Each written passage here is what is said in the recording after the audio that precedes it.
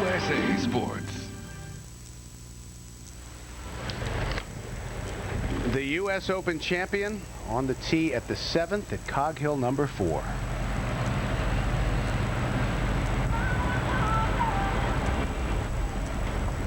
Seventh hole, 410-yard par 4.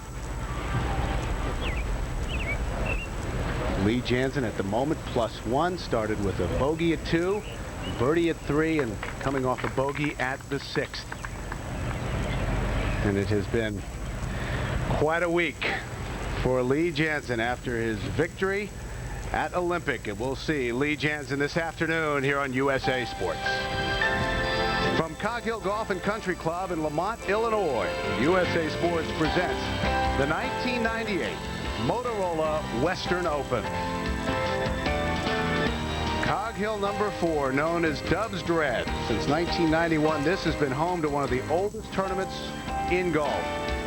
The first Western Open was played 99 years ago at the Glenview Club. A Scotsman named Willie Smith shot 78-78 to win by 4 shots and take home the first prize of $125. And a year ago, it was Tiger Woods and his triumphant march down the 18th, followed by hundreds of fans en route to winning by 3 over Frank Nobilo.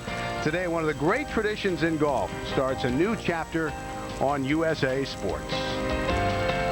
Par here at Cog Hill number 4 is 72. It plays over 7,000 yards, and the course record shared by Jeff Sluman and John Adams of 63.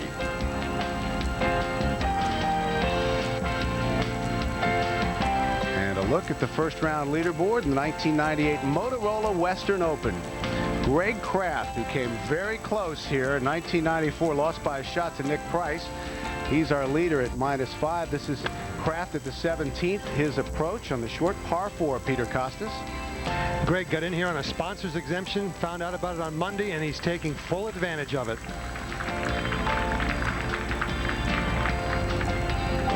And now Kraft to get it to -6. This is the part of his game that I think has been suffering a little bit of late. Change putters from an old heel shafted putter. Then he comes to 18. Ran into trouble. This his 4th shot. That's just where you want to be chipping from. If you have to chip at 18, you just don't want it to be your 4th shot. So the 18th at Cog Hill number 4, which traditionally plays as the most difficult hole on the golf course, claims another victim, but still an outstanding day. Bogey for Greg Kraft at the 18th, but still came home in 33 and a round of 67. And that is good enough for a 1-shot lead over Joe Duran, who had that great start the U.S. Open last week. He shot 68 today. Then Steve Flesh and Jim McGovern both at -3. Payne Stewart among those at -2. And he today, through a fluke of the computer, is playing with Lee Janzen along with Frank Nobilo. And we'll see Payne this afternoon. Bob Estes. The asterisk, by the way, means they started at 10. They will finish up at number 9.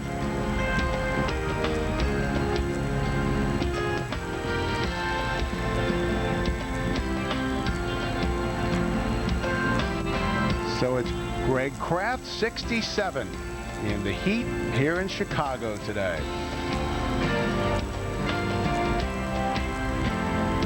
Now we return to the play at the 7th. And Gary McCord has the call. Gary? And Billy, we got a par 4, the 7th hole, 410 yards. It's a dog leg to the right. You can see Payne Stewart just in the junior cut right there, right on the corner of the dog leg. Go with it. I missed the information there. We've got 160 yards. We know that. Got the wind coming a little left to right. Which kind of lies that you might get a little squeaky out of this one. It just might get up and go a little farther than you expect.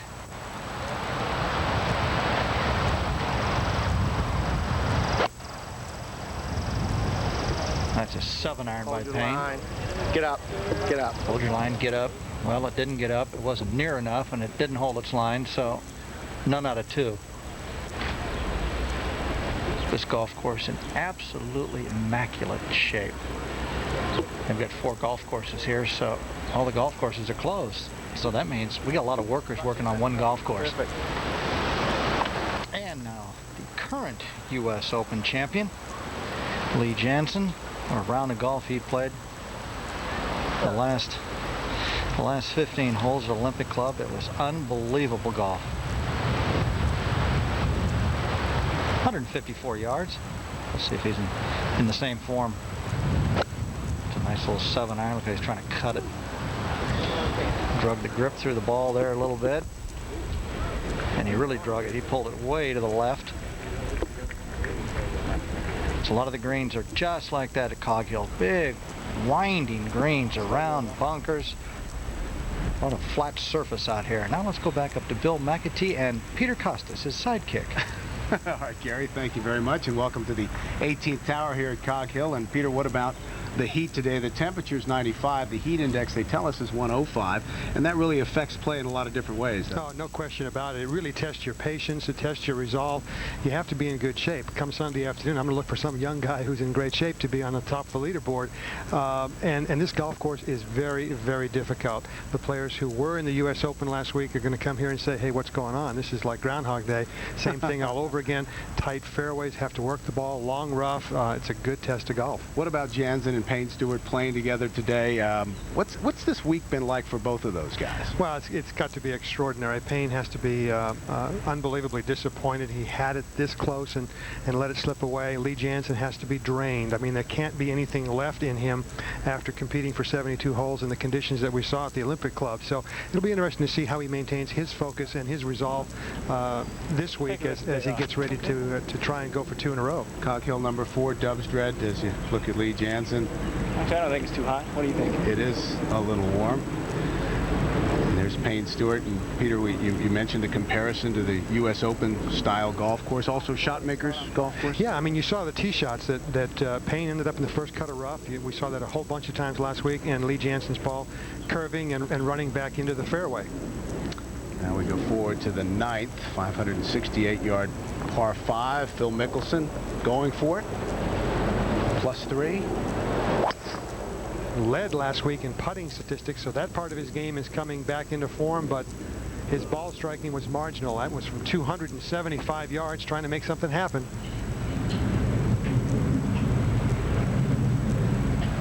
And back to 7, Gary. And Payne Stewart, he's got an expert short game. He's got to get this one way up in the air. Ball sitting down a little funny like. Payne is one of these short game players that has a lot of hinge in his wrist. Going back, he will get the shaft vertical to the ground as fast as possible, hit the ball, and then get the shaft vertical again, making a V shape. Watch this, vertical, and he kind of drug it to get it up in the air on that one. That ball was setting down in, so he had to kind of wipe across it, left to right across your dial. And we can see Payne now. You can see he's aiming way to the left with his body. He's going to swing now out to the right as he takes it back. Gets it to the top. And see how vertical that club is real early, a lot of hinge. And now he's just going to take it and just drag it right across and open the blade. Add loft to the club as he gets it up over that bunker. Try to land as soft as possible. He had no green to work with a pretty ugly lie. So you've got to use the loft of the shot to stop it. You know, Gary, some guys' full swings really encourage great short games, and I think Payne falls into that category.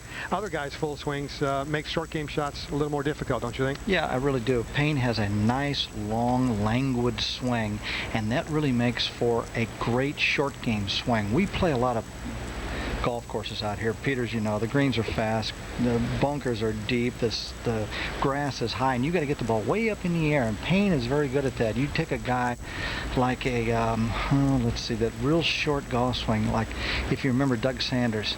Doug could not hit the ball in the air with his short game. He would just kind of clip it along the ground. He had a very short backswing in his regular swing, so they do match up. Phil Mickelson's a great example. We'll see that shot coming out of the bunker here in a second. And here's Lee. I got to think he's just hitting and having some fun this week. If it goes in, great. If it doesn't, yeah, great too.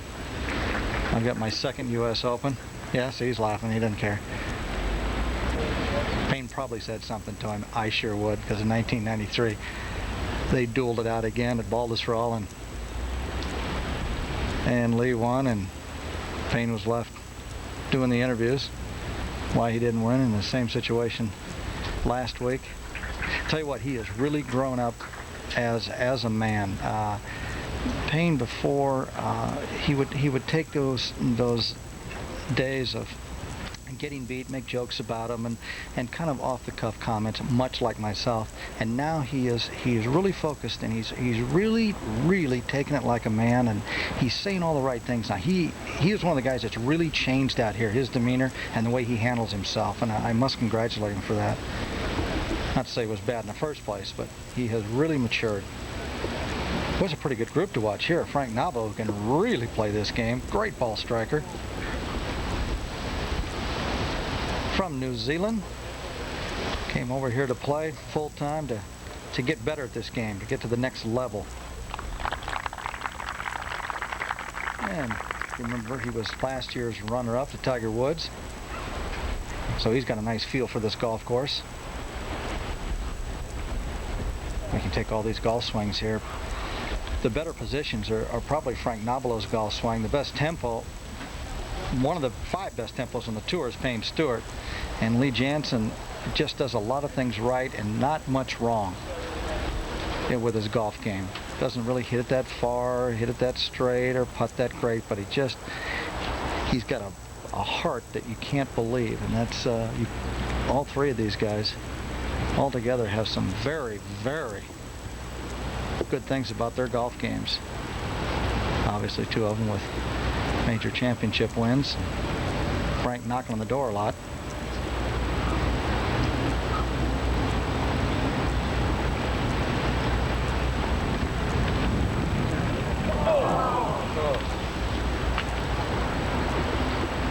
Here at Cog Hill, if you miss these greens to the wrong side, you've got a shot, but I tell you what, you've got a very tough one.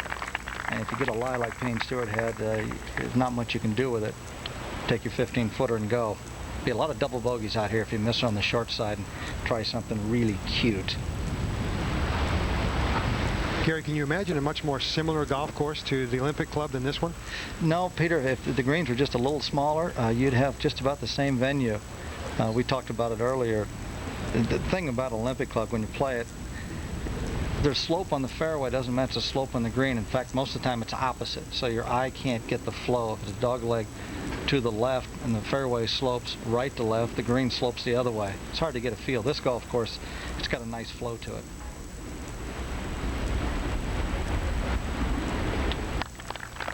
Lee Janzen with his par. He remains at +1.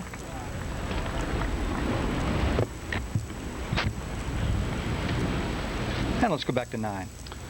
Phil Mickelson, 3rd shot from the greenside bunker. This will be a nice long flowing swing. Oh, he tried to put the juice on that and suck it back to the hole and didn't quite get the grab. Well, a look at our leaderboard, and this leaderboard is brought to you by Motorola. Greg Kraft, 67, and he leads by 1.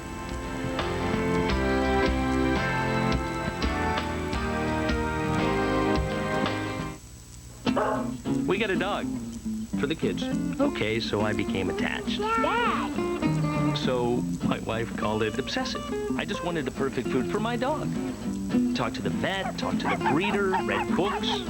Okay, 2 words. Go shopping. That's how I found Purina One brand lamb and rice formula. First ingredient, lamb. I think we found our dog food. Me? Obsessive? I don't think so. Purina One, second to none.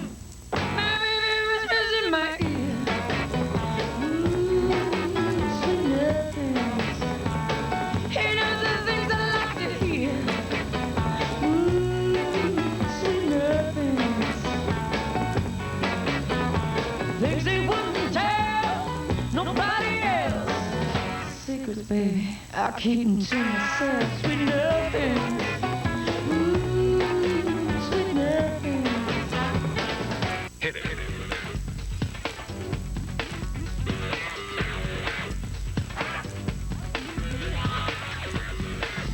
Velocity 4,000 feet per second.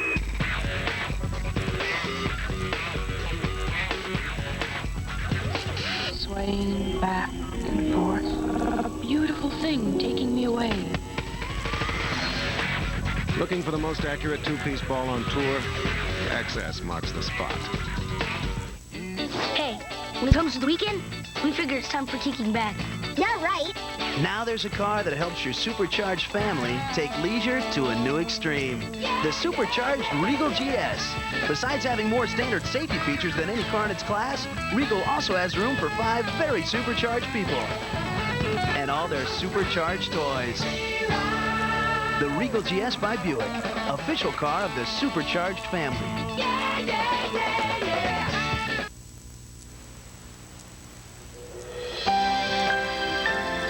Coverage of the 1998 Motorola Western Open on USA Sports is brought to you by the new Regal GS by Buick, the official car of the supercharged family. By the new MaxFly XS Tour, it's the most accurate two-piece ball on tour. And by Motorola. Motorola gives you wings. Wings set you free.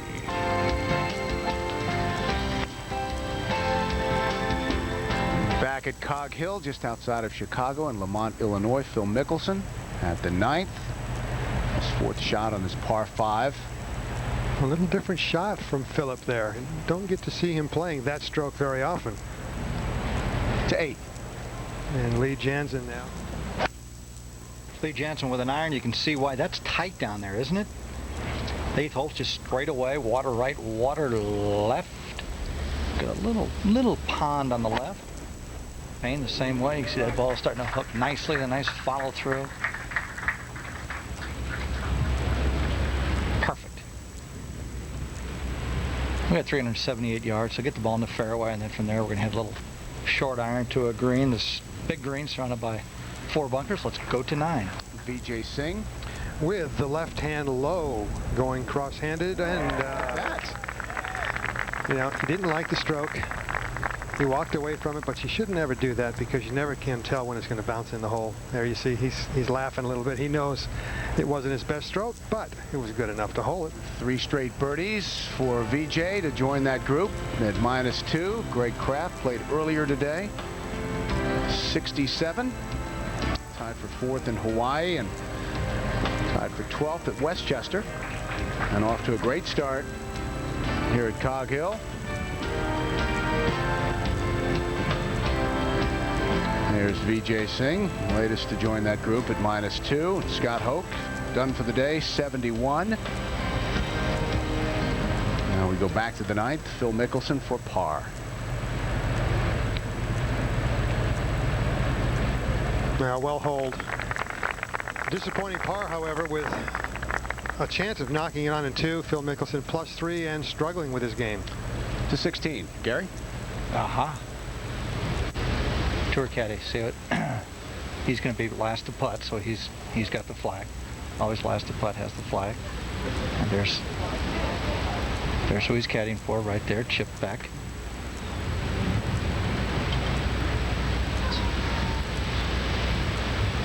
We're all hoping Chip can make a cut. We're all hoping that away, Chipper. Everybody is hoping he can make a cut. 38 in a row he's missed. I don't know what that would do to me, 38 in a row. I can't get any strangers, so it wouldn't affect me that way. Let's go to 9. All right, Gary, and we want to note that the 4th member of our team is home today. David Faraday, who I know is watching with his wife Anita. They welcomed a new addition to the family. There's Nick Price. Aaron Torrance Faraday was born 9 days ago. David, we miss you and look forward to having you back next week. And congratulations from all of us. Nick Price, not happy with that lie that he had for his 3rd shot. And this was earlier. Jay Haas coming off 3 consecutive bogeys, so he's at +2. I will say this, Billy, you know, Aaron Torrance, the Torrance part is for David's best buddy, Sam Torrance, and Lord knows I hope that Aaron ends up looking like David's wife, Anita. Not like Sam or David. I would have to agree with that. To 8. Boy, do I agree with that. Wow. And Anita, congratulations. I know you did all the work. David did nothing but get fat along with you. You're going to get skinny. He's going to remain fat. Lee Janzen, not going for the fat of the green here. We're going to take dead aim at this thing. Chew on this pin, Lee. Chew on it.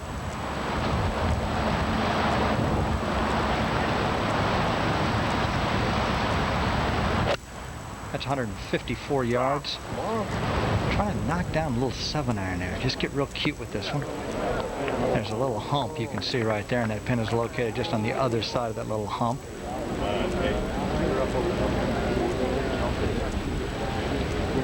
You can see not much wind out here today. It's hot. Now let's go back to 9. Now one of the big greens here. Mark O'Meara. 4th shot, par 5 9. Electing to take the low route, getting it up and over that ridge. Will not have quite enough steam to get it as close as he might have wanted to. Back to 8. Payne Stewart, see a little building back there. The pin's back in there. What do you think? Do you like it? Get out. Get down. I heard it get down. 139 from 139. Ooh, that was a get down. Hey, Gary. Yeah. How long will it take these guys to adjust completely and feel comfortable with their new yardages, considering how short the ball went back at Olympic? It probably practice round, Peter. By the time you get there, it's, you know, at sea level back there at Olympic Club. They didn't get the moistness and all the wetness and the fog that they usually have there, where the ball doesn't go anywhere. So I don't think the adjustment's going to be that bad. Let's go see Nick here on 9. Running it up. A shot similar to what Phil Mickelson had, and basically the same result in terms of direction. Nick with the birdie at the 5th to get it to red figures, -1.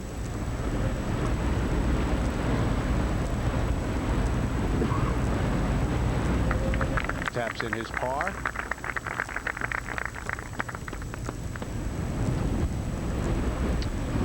And the wind is gusting, by the way.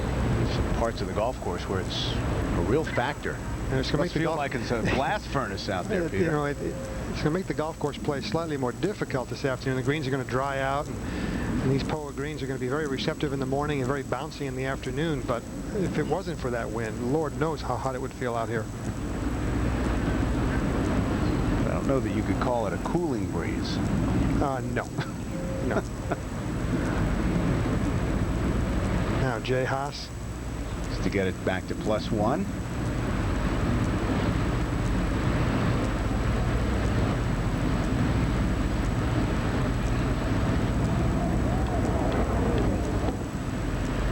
Had that left all the way.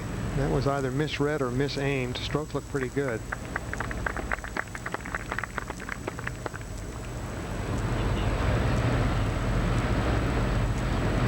Now Mark O'Meara.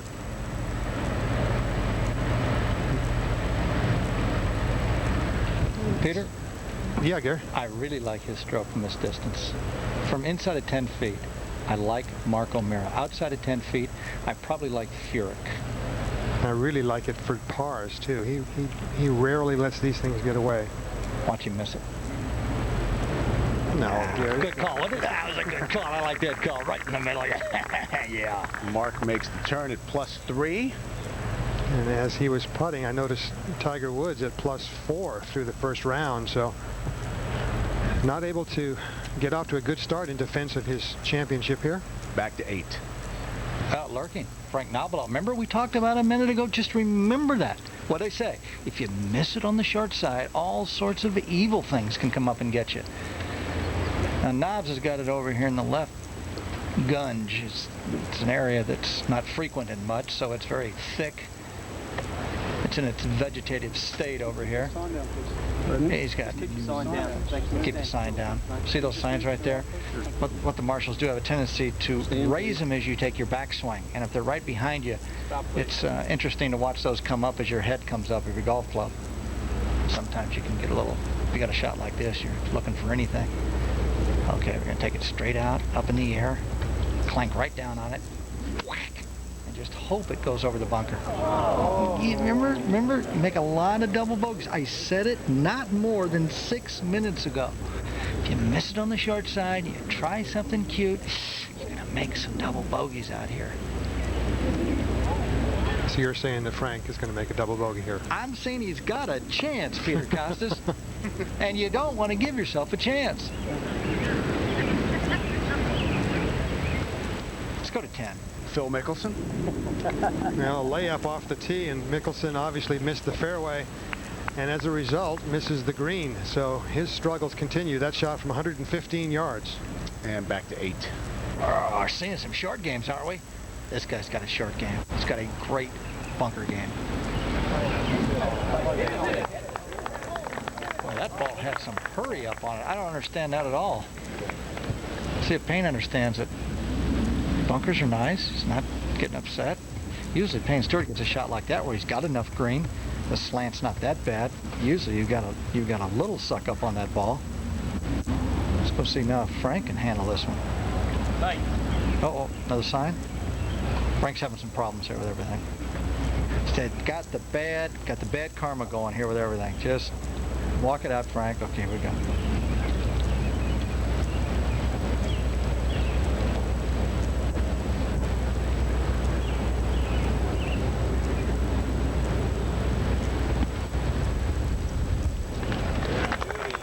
Okay.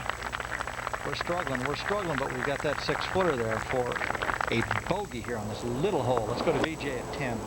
From 60 yards, Peter. Just a little knockdown lob wedge, brings it in there hot and spinning, and too much spin. Wanted that ball to release back to the hole. Now to the 18th, Billy Mayfair, who started at 10, so this is his 9th hole. Watch this.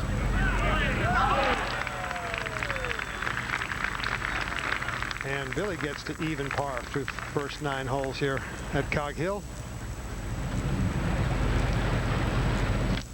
And back to 8. Frank's over there. He's raking. He's looking at his golf ball to make sure he hasn't maimed it yet. All that whacking he's doing over there. Okay, we've got a semi-round and we've got a 5-footer left for a bogey. It's a golf course, like an open golf course. Got a lot of patience. You got a lot of rough out here, a lot of trees. Get the ball off the venue out here, and you're struggling to get the ball in the hole. Lee Janzen underneath it. This is not a birdie putt. He's got to go up this hill, then figure out all that stuff, and see that's what happens. Uh-oh. Lefty again with a long bunker shot. He hit one before, Peter. Not a great stance. No, and as good as he is with his short game, he really only gets the ball up and down this year about 53% of the time, so it's going to be difficult for him here. Now tied for 10th at the Open. Back to 8. I think that's a good tie for Phil at the Open. He's not the straightest guy off the tee, and but most of these guys, you know, everybody's talking about how long everybody is now and everything else. It's amazing. You go to a U.S. Open, you never see anybody hit a wood or a metal wood of any kind. They're all hitting irons off the tees. Gary Phil was one of the guys, along with John Daly, who took the driver out of his bag physically. There was a lot, just not to have the temptation. Of course, John did after he made the cut. He couldn't stand it.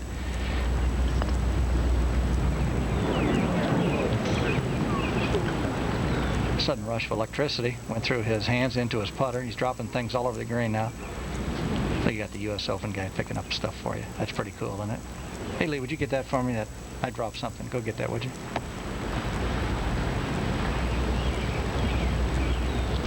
I like to follow the rich guys around, and maybe, you know, when they take out a tee or a coin, maybe, you know, some sort of folded up bill will come out, and I go over and I just put my foot on it and just casually look around.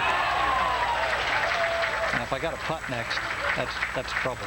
Somehow I got to go down and get it. I've actually done that before. There, I've admitted it on television. It was only $1.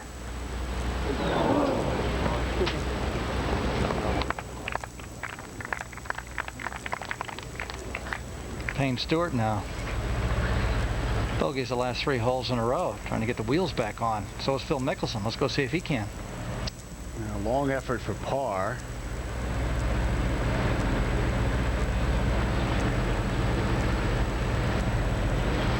So Phil in a struggle.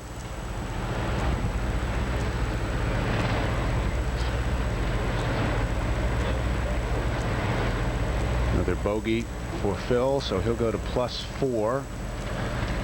And that body language is not all that positive, Peter. Let's go back to 8. We haven't really seen anybody out here, Billy, that's got a positive body language other than the droops right now because of all this heat. Come on, Lee, give us some positive body language. U.S. Open champion's got to have some positive left in him. And now can VJ continue this onslaught for birdies? Let's go there. His effort for a 4th consecutive birdie. Slides by on the high side. VJ yet again using a different style of putting. If he ever gets that part of his game equal to his ball striking, look out. VJ remains at 2 under. And back to 8. Peter, that's a good question. Can you come out here and be a so-so putter and develop yourself into a great putter? This is Frank Nobilo, by the way. I think you can develop yourself into a good putter. I don't think you can get into the great category. And that's a good 5. He was flirting with a double. I agree with you 100%. It's because your mindset is always, I've always been bad with a putter. Hopefully I'll get better, but I probably won't. Greg Kraft in the lead by 1.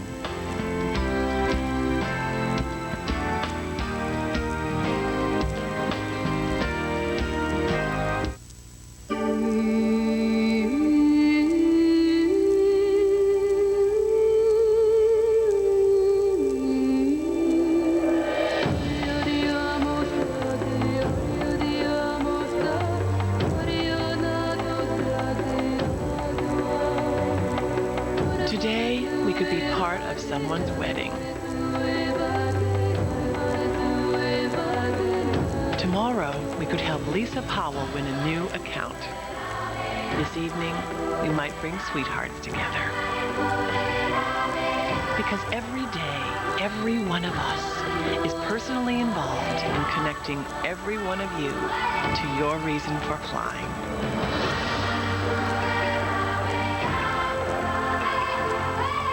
And we all have the same reason for doing it well. You. Delta Airlines, on top of the world. You can't back out now. We've been planning this for so long. Meet me. Promise? It's classic style and a 200 horsepower VTEC engine that moves you like an emotion. I knew you'd come. Tuna sandwiches. Your mother doesn't think we'll catch anything. It's the CL from Acura, the true definition of luxury. Yours.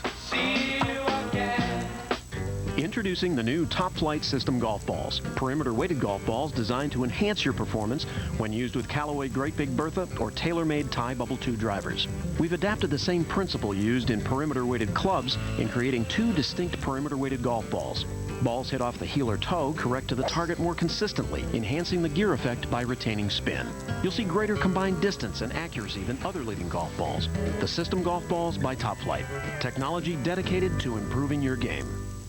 All new Heat Rising. The Net. And Sins of the City. 2 all-new original series. Coming in July. Saturday Night Heat. On USA Network. The cure for the common show. Duffy Waldorf at the 18th at Cog Hill for birdie. Just kept it below the hole. Be able to take a run at this, but watch how hard this thing turns to the left at the hole.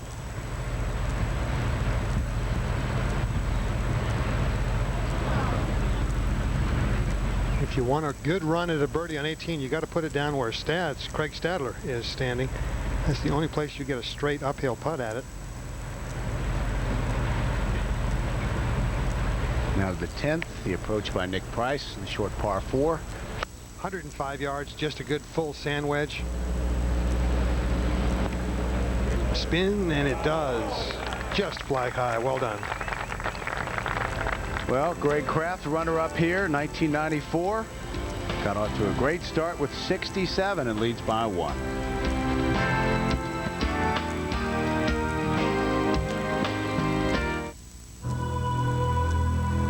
I play golf for a living. Nick Price, the winningest golfer of the 90s. And this is the ball I play, the new Precept MC, a ball I helped to develop. Why do I play it? It's really quite simple, because I play golf for a living. Introducing the new Precept MC. With golf balls or the people who play them, it's what's inside that makes a winner.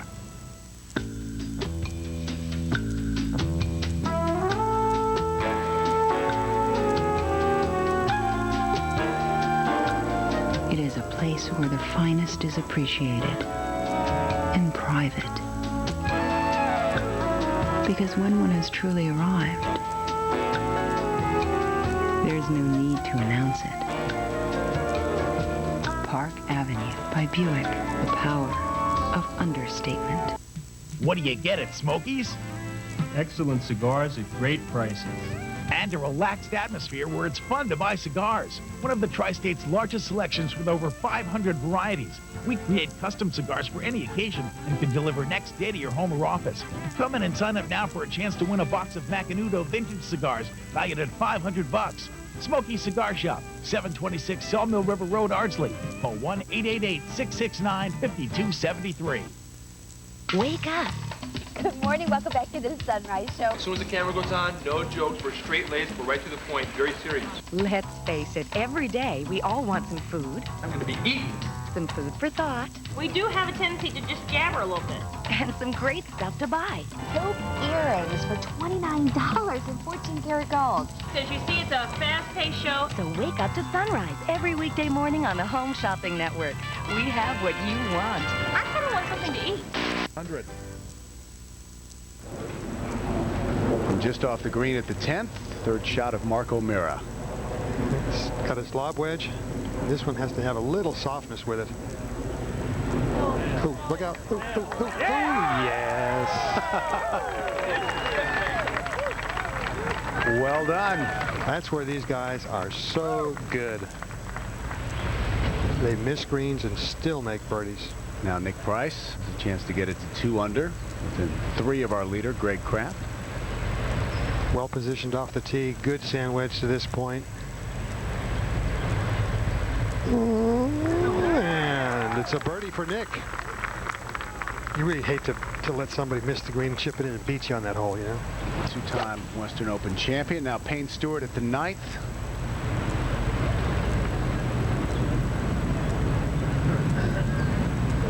Ooh. And that is just short of the bunker. Oh, I think that one, a little hole right there. That's awful. Did you see that one? That is not a good position there. Oh, no, I want to watch that. Now Duffy Waldorf at the 18th for par. Well hold. Peter, how are these greens holding up in the heat? I think fairly well. I mean, they're going to dry out as the afternoon evolves, and they're going to get harder and harder. Well, we mentioned the U.S. Open-like conditions. Frank Nobilo has found that in the rough. Yeah, look at that. The 9th is basically a 3-shot hole for probably 99% of the field, so you won't be penalized too badly with that errant tee shot. We'll have a little longer 3rd shot than what he would have liked, but still able to take a good run at it. Now push back down the fairway. See the dog leg at the 9th. Lee Janzen.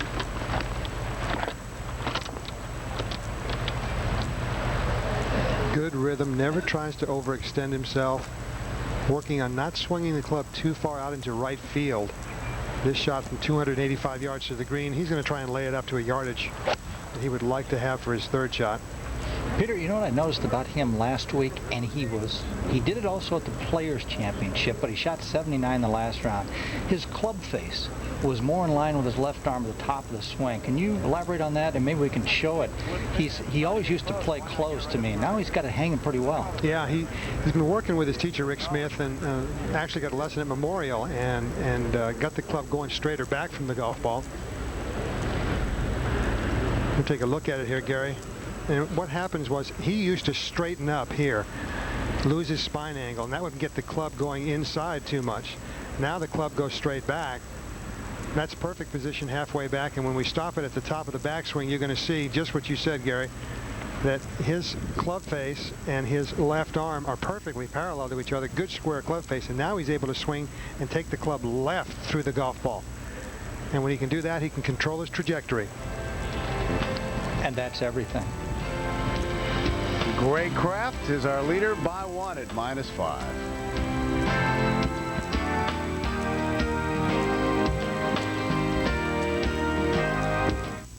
What is Nicorette? Nicotine replacement gum. It helps you stop smoking cigarettes, but you don't chew it like regular gum. You bite Nicorette until it tingles. Then you hold it between your cheek and your gum. And you get a lower level of nicotine to help you fight your cravings. And as your cravings get fewer and fewer, you use less and less and less Nicorette until you use none. And none is a wonderful number. Nicorette gum helps you fight your cravings, your habit, your way. You can do it. Nicorette can help. It's a race-inspired four-wheel double wishbone suspension. It's a Formula One derived all-aluminum V6. It's a luxury coupe built around the premise that it's better to be looked over than overlooked. It's the CL from Acura, the true definition of luxury. Yours. With only 3 seconds left, all Dallas can possibly hope for is a Hail Mary. Wait a minute, is that the field goal unit? That's right, Bob. Floyd probably has a 9-iron, and in this rain, that's no gimme.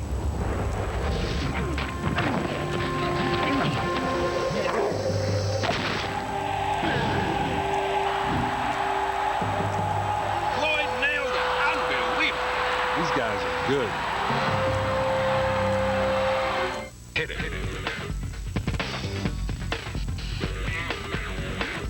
Swaying back and forth. A beautiful thing. Looking for the most accurate two-piece ball on tour? Access marks the spot.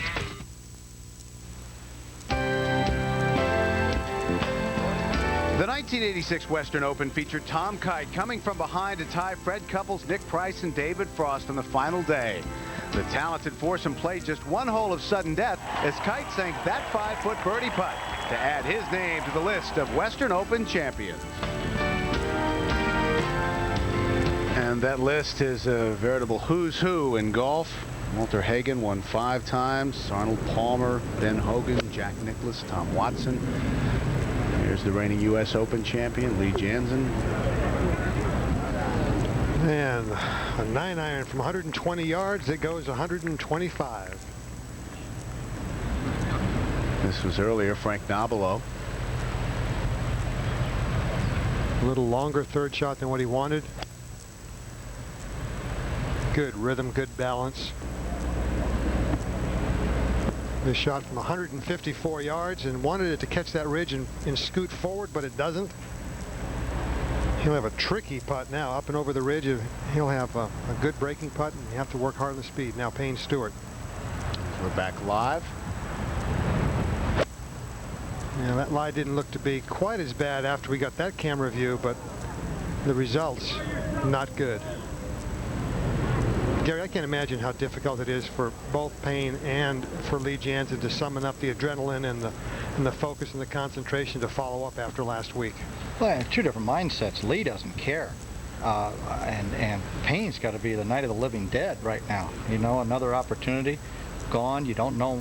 He's 41 years old. You don't know how many more you're going to get, and you know, he's walking in somewhat of an oily funk right now. Lee just, yay, great, everything is fine.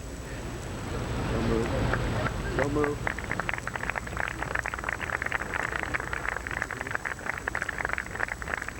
Now, neither one of these guys will give up this week for sure, but it's just going to be tough to get all the tools you need to compete out here on a weekly basis. The golf swing is one thing, but your focus, your concentration, equally important. And Cog Hill, like Olympic, is relentless. It never lets you have a free pass. Now, not taking too much time in preparation for this shot. That's why. You had a good feel for it walking in there. Peter, talk about the long bunker shot. We've seen like 5 of them so far. I mean long ones, like 80, 90, 100 feet. What do you try to do different? Well, there's two things, Gary. Everybody on tour has really good full shoulder turn and long golf swing, so they get enough movement out of their body to help them get the ball to go that far. Now, if you feel like you can't make a regular bunker swing and hit it far enough, then you can close your stance a little bit, swing it around your body, and kind of make a hook swing out of it, so you come in a little bit shallower, and that helps throw the sand much more forward.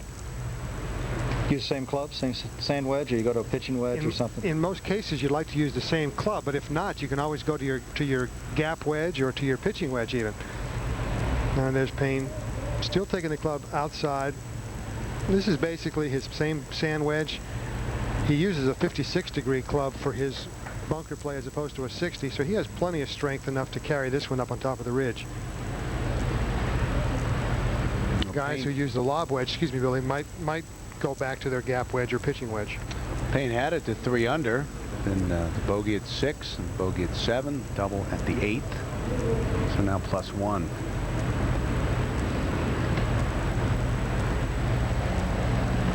Now let's take a ride with this putt of Frank Nobilo, because he's got to come up and over a ridge,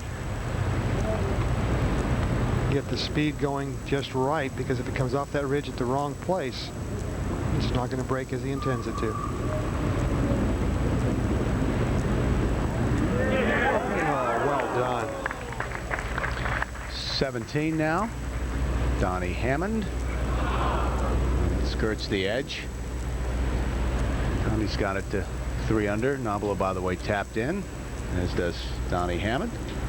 Well, I tell you what, if somebody can get it to 3, 4, 5 under in this afternoon's round, I think they're going to have a huge advantage going into tomorrow, because they get to play tomorrow morning when the golf course is going to be a lot softer. Temperatures will be a little bit cooler. Donnie started at the 10th, so he'll make his turn at 18. We return to the 9th.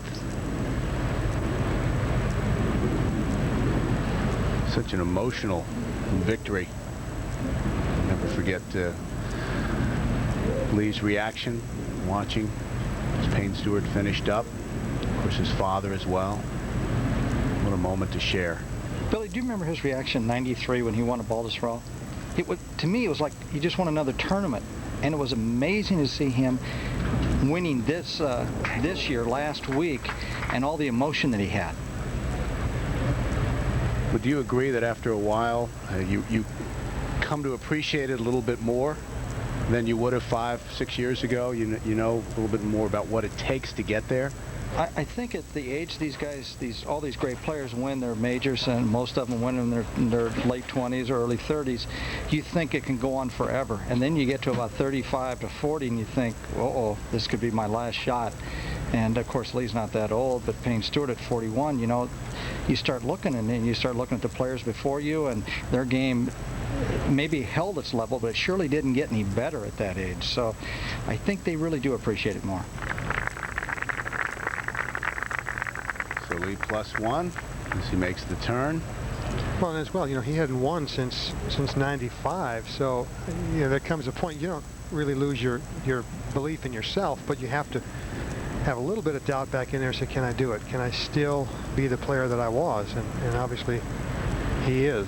The Open actually was only his second top 10 this year. So it hadn't been a really great year for Lee Janzen. He is now. That changed in a hurry, didn't it? Now Payne.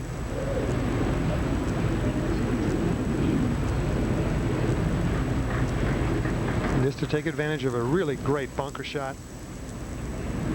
Save his par. And he does. So Payne remains at +1. Our leader is Greg Kraft, 67 this morning. -5. Leads by 1 over Joe Durant.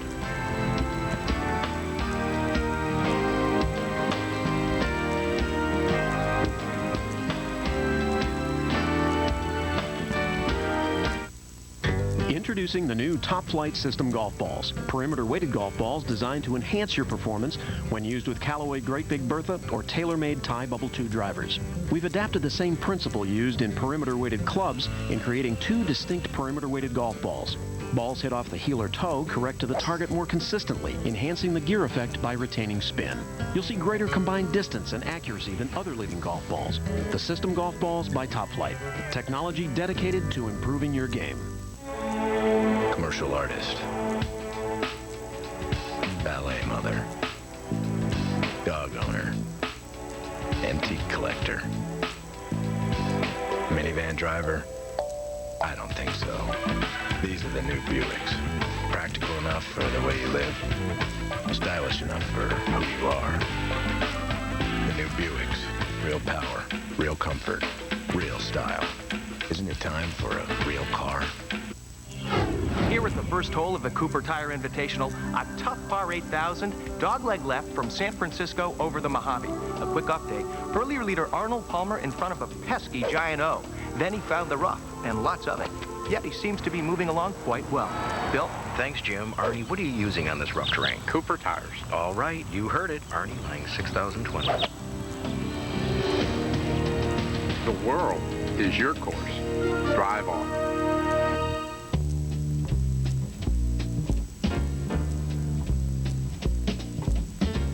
Stepping out with my baby can't be bad, cause it feels so good. Never felt quite so sunny, and I keep on knocking wood. Stepping out with my baby can't go wrong, cause I'm in right. It's for sure, not for maybe, and I'm all dressed up tonight. You're not dying. You're pregnant. No, I'm sorry. That's impossible. Stockard Channing, Stephen Collins, An Unexpected Life. Saturday night at 10 on USA. Greg Kraft shot 63 earlier this year en route to a fourth place tie for fourth at the Hawaiian Open. Shot 67 this morning at -5. Set the pace for the first round. Joe Durant at -4 alone in that group at -3. Two-time Western Open champion Nick Price among those at -2, along with Vijay Singh, David Frost, Scott Hope with a 71 today at -1. Bob Estes is there, Phil Blackmar, R.W. Eakes, the story he's been this year, -1 through 10. And Jim Furyk, even par, 72. Tommy Armour III, 72 as well. And now to the play at the 11th. Gary? We got a par 5 here, the 11th. How far is it? How about 564 yards? But they got the pin way over in the right-hand side of the green where you can kind of see it. Phil Mickelson, huge drive. He's got an iron. 230 yards. An iron, 230 yards. That's a 4-iron. Oh, oohs and ahs like it's on. 230, 4-iron. Driver, 4-iron. See all the other balls there? It's downwind. These guys can have a go at it. Having a go after the first round is Greg Kraft. A fine 67. That's 5 under par.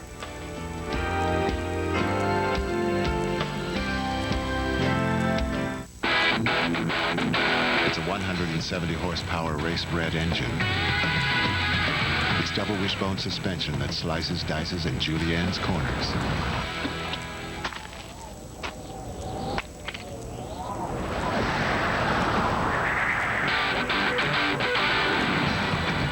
Possibly all the fun you need.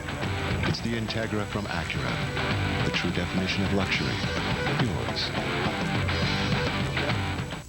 I'm Ken Venturi for Golf Pride. Check the practice range at any tour event and you'll find that more than 8 out of 10 golfers play Golf Pride grips. And while other manufacturers pay healthy endorsement fees, no one is paid to play Golf Pride. So when Golf Pride outnumbers all competitors combined by 5 to 1 or more, it represents an endorsement that can't be bought. Last year, 52 of the top 60 money winners proved again that winners play Golf Pride. Don't settle for less. Jane used that other number to call her sister. It cost her $3.35 for 12 minutes. Not very good. When she dialed 10-10-297, it only cost her $1.88. So when it comes to saving, we really burst the competition's bubble. Dial 10-10-297. There really is a difference. Saving money is serious business for Mike, so when it cost him $4.20 to talk for 15 minutes with those other guys, he wasn't happy. Using 10-10-297, the same call will cost him only $1.57. Dial 10-10-297. When it comes to savings, there really is a difference. New York, New York, the hottest pay-per-view of the summer of 1998 invades Madison Square Garden live Sunday, August 30th, as Stridex presents WWF SummerSlam. WWF champion Stone Cold Steve Austin will turn the Big Apple upside down. D-Generation X will break it on down. The Undertaker will stand tall, and there'll be over 40 of your favorite WWF superstars in all. Stridex presents SummerSlam, August 30th.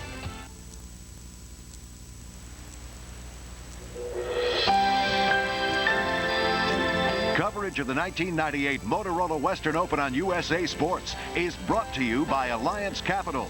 Get outstanding research, investment expertise, and global strength at Alliance Capital, because later is sooner than you think.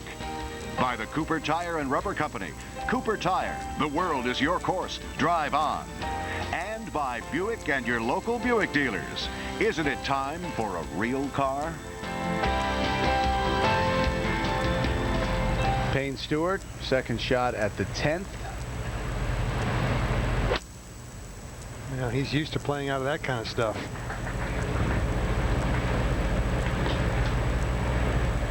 And results not very good. And, you know, the difficulty here, Bill, is last week they really had to lay up out of that stuff. This week it looks like you can maybe play it a little bit, but it's difficult. 11. Yeah, you don't want to hurt these guys for 2 weeks in a row. It's VJ for an eagle. VJ for an eagle. VJ for an eagle. Now we're going. Now we're going. A standing ovation for VJ Singh. Of course, they didn't have any seats to sit down in, so they were standing the whole time. That doesn't matter. It was a standing O. Let's go back to 10. VJ gets it to -4. Joining Joe Durant there. Frank Nobilo now his second shot. 127 yards, just a pitching wedge, working it around the trees, and that's an okay shot. I'm up to his standards.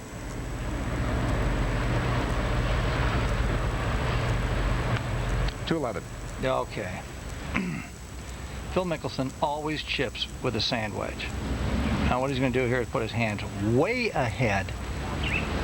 Play the ball way back in his stance. See that? Left foot, ball's just about opposite his left toe. Put his hands forward and he'll hit it right along the ground. Watch this. Right along the ground. In the hole.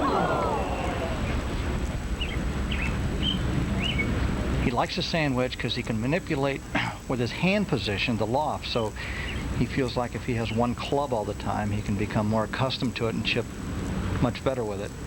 And he's just going to walk up and can that 2-footer for his birdie with that beautiful 4-iron in there. He gets back to +3 and brighter days ahead, or brighter holes ahead, we should say, because it is bright out here right now.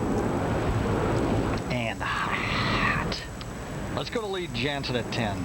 His approach. 115 yards. And he takes dead aim. Good distance control there. Peter, look at our leaderboard, which is brought to you by MaxFly XS Tour. And VJ Singh now, just one back as he comes home after the eagle at 11.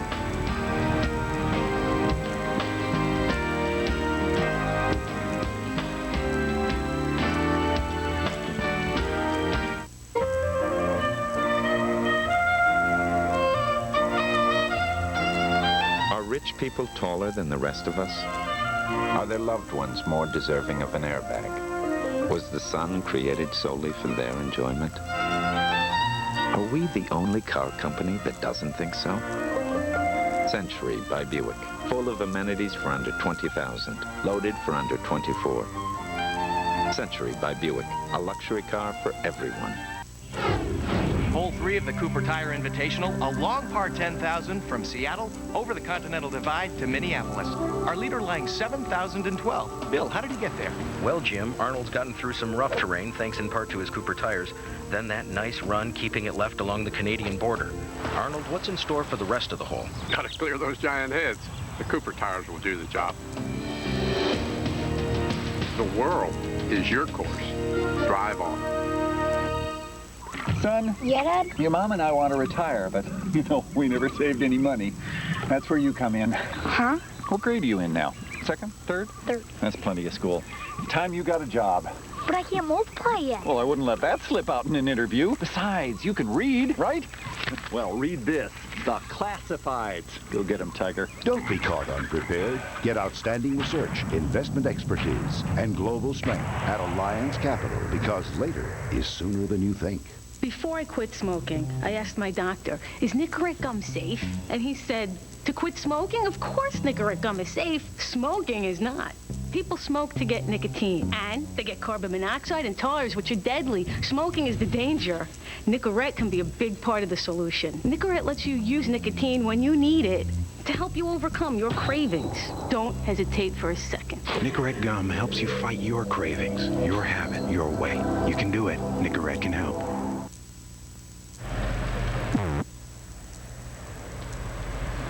Payne Stewart at the 10th, his third shot, on the par 4. Payne's troubles here at Cog Hill continue. That was earlier. Now live, 4th shot.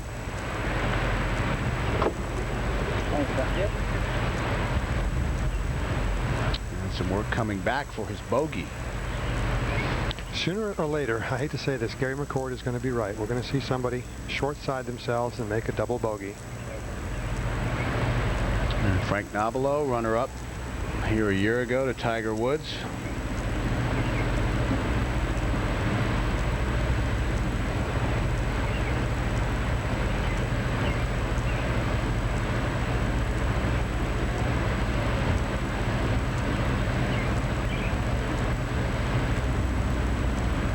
For birdie. Awfully close. Just not the length of putt you would like to have after a 127-yard approach shot. I mean, you really be looking at something 15 feet or closer as an acceptable shot. Remains at +4 to 11. Got a little nifty shot here. Mark O'Meara. That was about a 96-yard swing, I think. Oh, growl. Working helping the bumper right there, the back of the green.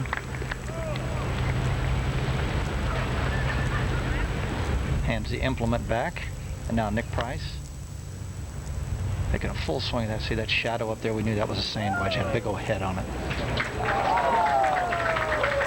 That's 107 yards. That's just about as hard as he could hit that sand wedge. Now let's go to 10.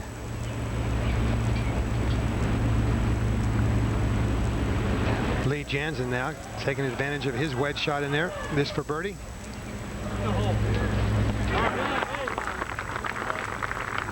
And he hangs in there.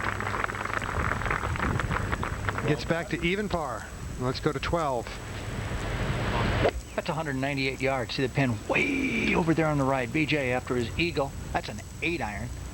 They're sitting way up there in the air. Nicely done. That's exactly where you got to aim it. You do not flirt with the right-hand side over there. There's nothing over there. Oh, here we go. Hole number 1. We got that par. And you see a score. That's a birdie. Goes along. Par's the next hole. Par's the next hole. Whoop. Bogey. Whoop. Bogey. Par. Uh-oh. Birdie. Birdie. Birdie. And now we get going on the back 10. And okay. Whoop. Eagle. Wow. 3 birdies and an eagle. Couple of bogeys early. That's golf. Let's go to Payne. That for bogey. That was well earned. As Payne now goes to +2 after being -3. We move forward to the 18th. Donnie Hammond, who's at -3, 2 shots back. This long effort to save his par. What a great finishing hole the 18th is. It's hard, boy, I tell you that. That ball gets hopping, and almost invariably when a ball gets hopping, it will come up short. This, however, would be the 9th hole, his first round. So Donnie will make the turn, finish up at number 9. We got Payne Stewart 5 over for his last 5 holes, and DJ Singh 5 under for his last 5 holes. A couple players going in different directions. 211. That's Jay Haas. He's got his back turned to us, but we will take that because he's got about an 18-footer. I think that's a much better view right there. We can watch this thing go in. Can't we, Jay? We're going to watch this ball go in, Jay. We're not going to watch this ball go in. Ball kind of wormed to the left there about halfway through. Well, those greens look perfect, don't they? No spike marks. think we got probably Peter Costas. I would guess out here the difference between soft spikes and metal cleats, I would probably say 30-40% of the guys now have got soft spikes out here. Yeah, I think largely, Gary, it depends on the conditions of the week. When it's dry out here, I think you'll see maybe as much as 40% of the players wearing soft spikes. When it gets a little bit wet, or they got the early morning tee times and there's dew on the ground, then maybe down to about 25%. They're coming out with all sorts of new gadgets. I got to try the new ones that won't be out until January the other day. Wild. Somebody's going to have to explain to me, Gary, how like 88 5mm spikes on your shoes do less damage than 11 6mm spikes. I haven't figured that one out yet. How? Do it? No. I don't know. The greens look pretty good. I've kind of gotten used to them now. Nick never gets used to that. 15-footers that squeeze by. We'll tap that in.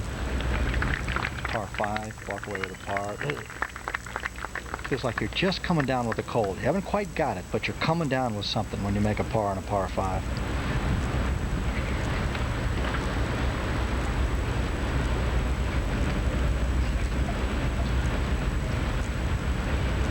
Now see, Peter Costas, I think I've got him in the zone, don't I? What did I say before?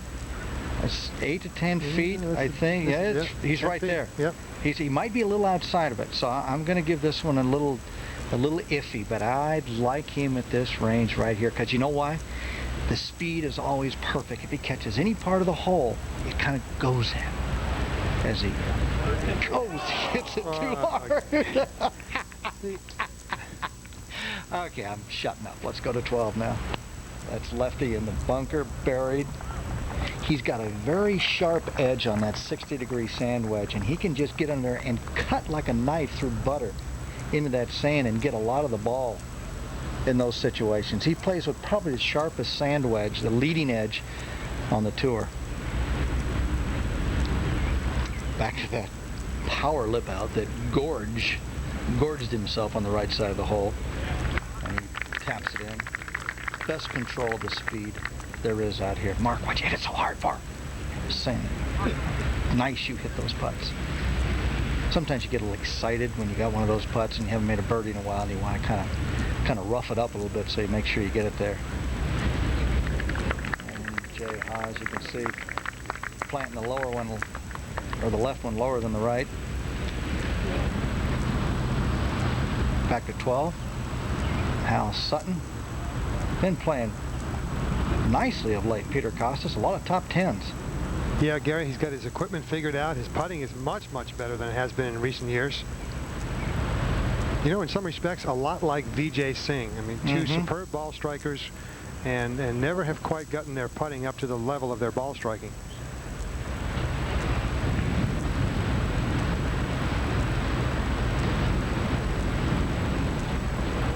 He's got the rib sweat going there.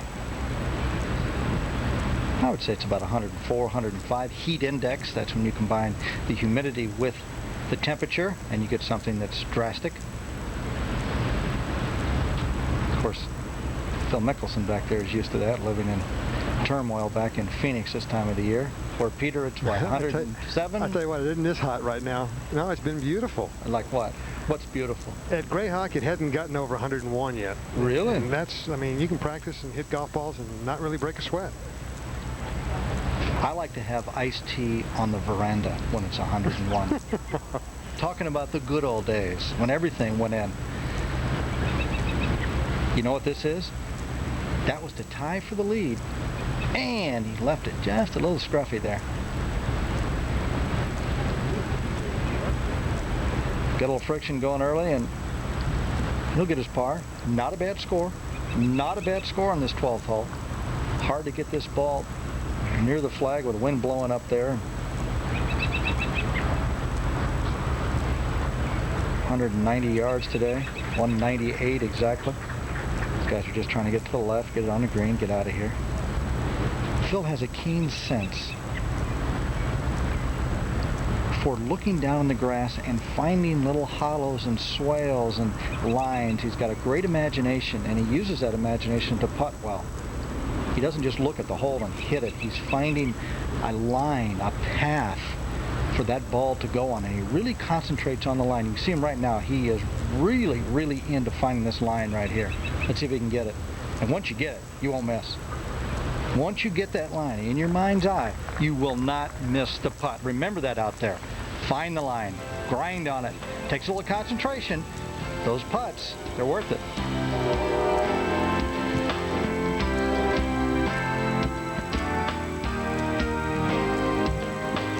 Inside the Game with Peter Costens, brought to you by Buick and your local Buick dealers. Isn't it time for a real car? The quickest way to lower your scores is to take fewer putts. And to improve your putting, you have to learn to do what the good putters do. They roll the ball in the greens, getting good end-over-end action. Poorer putters tend to have a hitting stroke, which gets the ball skidding and then rolling sideways. The key to rolling the ball, I think, is twofold. Number one, have a putting stroke where the rhythm of your stroke is smooth. And in what we call the transition from backstroke to forward stroke, it's very smooth. Number two, when they swing the putter head through the ball, they maintain the loft of the putter. There's not an adding of loft or a subtracting of loft. Now here's a simple little drill that'll only cost you a nickel to learn to improve both things. Put the nickel on the back of the flange. When you swing the putter back and forward, you have to be very smooth in the transition, otherwise the nickel falls off. Number two, if you add loft through the ball, the nickel will slide off as well. So put the nickel on the back of the flange, hold your putter with a nice relaxed arm and hand tension, and learn some practice strokes, back and through, back and through. If you get quick, you'll feel the putter moving and the coin falling off. After you get a sense of this, roll the ball over, put the putter in position, and make your stroke. Now don't be surprised if the coin falls off at impact. That'll happen because of the force of impact. But don't let it fall off beforehand. And there's your deal. If you want to stroke the ball better, learn to control the transition and the Commercial artist. Ballet mother. Dog owner. Antique collector. Minivan driver? I don't think so. These are the new Buicks. Practical enough for the way you live. Stylish enough for who you are. The new Buicks. Real power, real comfort, real style. Isn't it time for a real car? That's Nick Price. You can see the yardage, you can see the par. He doesn't like it. See his body language? Shoulders slumped, followed through. He kind of, oh, you're going to like that, Nick. I can see why I didn't like it. Knew he pulled it the whole way. Ooh, now that's going to be dangerous, isn't it? What do you do here? Do you putt it up to the fringe? Do you chip it over it? Oh, we're going to find out. And now on 11. That's Peter Jacobsen. He's on the fringe. Let's see if he's got a backswing here. Yeah, look at the slope. Peter likes to talk, okay? And that's great. So what you do is you got to talk to your caddy. Find a guy that can listen. Talk to him all the time. Trevino was the greatest at that. He and Mitch, they used to talk constantly. Lee would tell him, okay, here's what I'm going to hit. I'm going to hit a low cut here, low cut. I'm going to aim at that tree, low cut. And he'd talk his way through a round of golf. Peter's somewhat the same. This is for an eagle, right up against that junior rough. And slow down a little, right there. But that's, you find a guy that's a type A personality like Peter Jacobsen is. Worst thing you can do is clam up out in the golf course. Go ahead and let your personality go. Have some fun with it. And I'm kind of like that. And I get in a golf course and I kind of clam up. So I've got to start having more fun. That's what my trio of doctors tell me anyway. Only 3? Well, I've gone. They keep giving me different doctors, and they keep referring me all the way down the line, Peter. Now I've got my own wing over here in this one psychological wing of a hospital, and it's a lot of fun because all the nurses know me personally now. Hi, Gary. You're coming in for your daily feed, aren't you? But Peter, you know me. I like to go out and play golf, have fun. I get out in a tournament and I shut up, and that's the worst thing I can do. Yeah, Gary, that's about the worst thing anybody can do. I've been working with a young kid, Todd Dempsey, who won the Arizona Open last week, and we had a long talk. I said, you know what? If a certain attitude is good enough to shoot 65 with the guys at home, that attitude will work in a tournament. You don't have to make it serious. You can still have fun. And he went ahead and did it and won. Yeah, it's really a good lesson. And Andrew. Talk about having fun. Andrew likes to have his fair share, doesn't he, Gary? Andrew likes to have a good time. We're all very close at home. Peter, as you know, our families, and get to hang around a lot with Andrew. He is he's quite loose. He's a lot of fun to be around. He gets on the golf course, Peter, and he gets this way a lot, too. You know, he's very outgoing. He gets on the golf course, he gets a little dour, gets down on himself a lot, and it, you know, it's really easy for me to sit here and say, okay, have some more fun. When you're making bogeys, you're not having any fun. So it's a fine line to just kind of let it go at times and, you know, be yourself. Sounds easy. Andrew's having a pretty good year this year, well over $500,000. I think he's off to a vacation, and I think he was telling me they're going down to San Diego and kind of frolic on the beaches down there for a couple of weeks. David Frost now at 1 under par. How about this putting stance, Gary? Yeah, this is totally different for David. Kind of a splayed foot, toes out, locking the legs. Wow. I think we've had some mental fatigue along the way here somewhere. That might hurt your back right there, Peter. He's got a lot of bend from the waist with straight knees. I wouldn't want to practice that much at my age. Oh. Ooh. Got to carry this ball a long way with a bunker shot and not too much room, and it's downhill. A little low. That's a little low. It's a little low, but okay. We've got 8 to 10 right there for your par. And that was a second ago, and now Nick Price.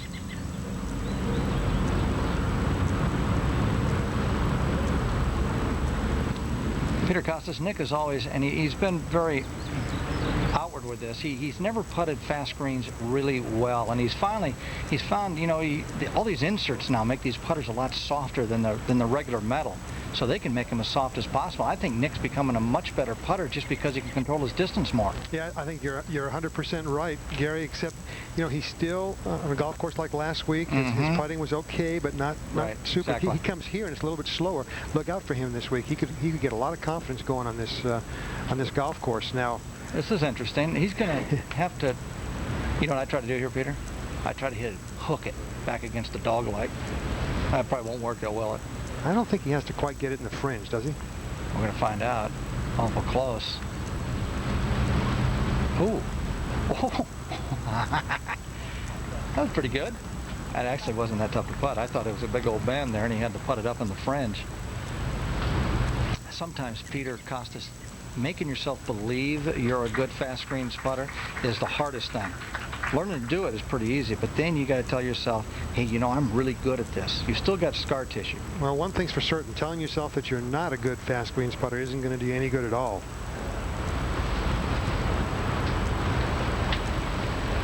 Now we're going to go back now to 11, Peter Jacobson.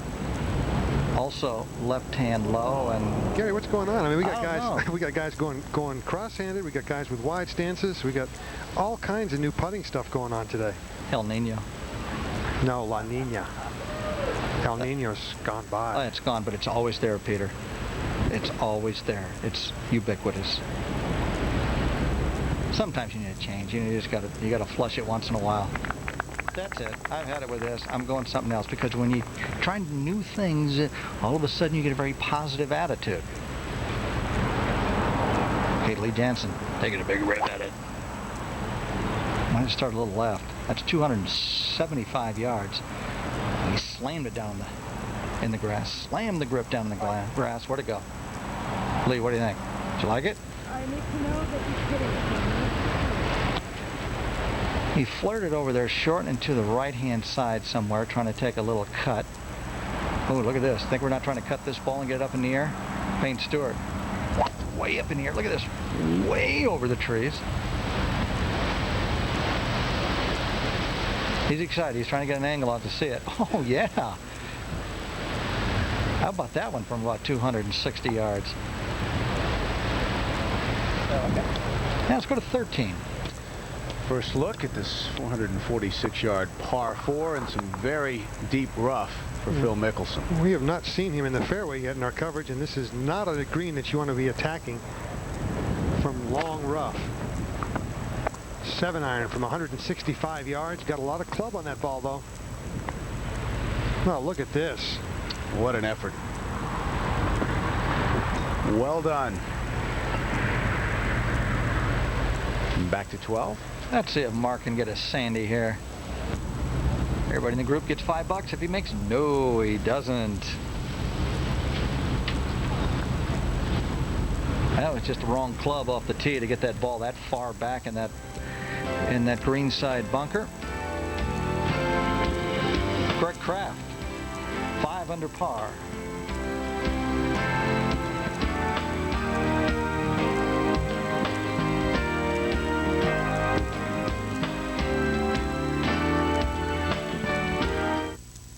Introducing the new Top Flight System golf balls. Perimeter-weighted golf balls designed to enhance your performance when used with Callaway Great Big Bertha or TaylorMade Tie Bubble 2 drivers.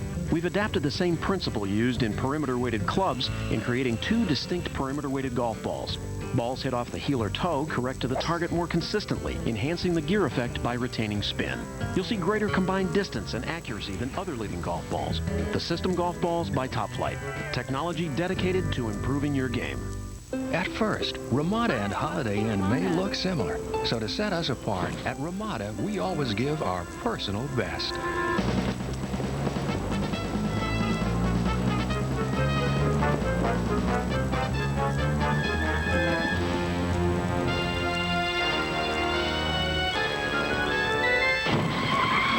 At Ramada, we throw ourselves into our work. For reservations, call 1-800-2-RAMADA.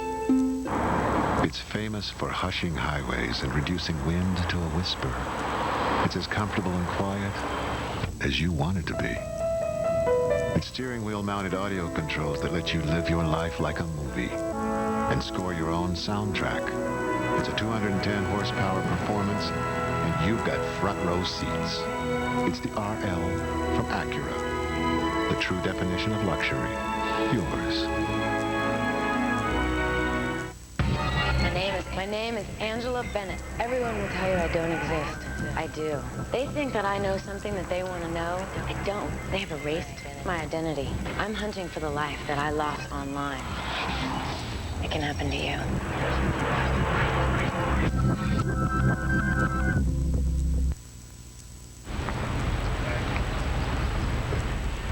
Okay, Lee Janzen now. We found his ball. He's over there in the gunge. Third shot. I'm trying to find a spot. First of all, you look at the lie. The lie dictates everything. Now you can control the trajectory through the lie. So if the lie's bad, you can't really get it that high. So if it's a good lie, he's going to take it straight up in the air, just on the green now. Straight up on, and just, oh, he hit it too hard. Oh, no, he didn't. Was that any good? That was the old helium ball. So you got to have that shot out here. You got to have that shot. Now let's go to 13. Now, second shot, Vijay Singh, 1 off the lead. 8-iron, first cutter rough from 160 yards. Will this fly? Will it land? And he expected for it to release and fly a little bit, but it did not. So as a result, a good 40, 50 feet for his birdie. 11. Payne Stewart now, after he curved that one in up over the trees. Boy, that was a great shot by Lee Janzen. If you win opens, both these guys have. If you win opens, you got to be able to hit that shot. Got to be able to take it out of the thick, tangled stuff and just throw it vertical, just about hitting the brim of your hat. Gary, as a general rule, do you like that kind of gnarly rough around the greens, or do you think that makes everybody's short game kind of equal? Well, I think you better go learn that shot if you're going to play in a lot of grass like that. I mean, you've got to figure out how to get some height on those things. I don't necessarily like it, Peter, because all it does in a golf shot, it teaches you to do one thing: open the blade up as high as you can. Now, if these greens are all shaved and the areas around them are shaved, and they go down in little pots down in there, you've got all sorts of choices. Payne Stewart now would like to make this choice for a 3, but he'll take a 4 now if he can get that thing to curve. Okay, not bad.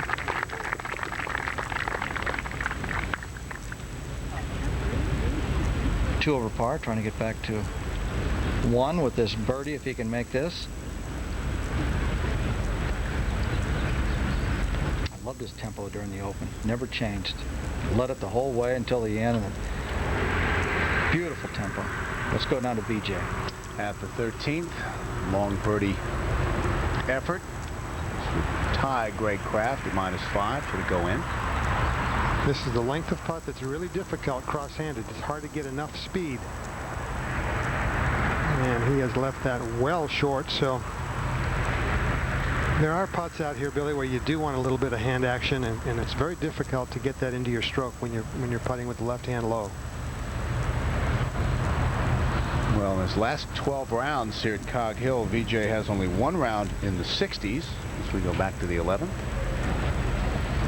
Novelo Frank for a 4.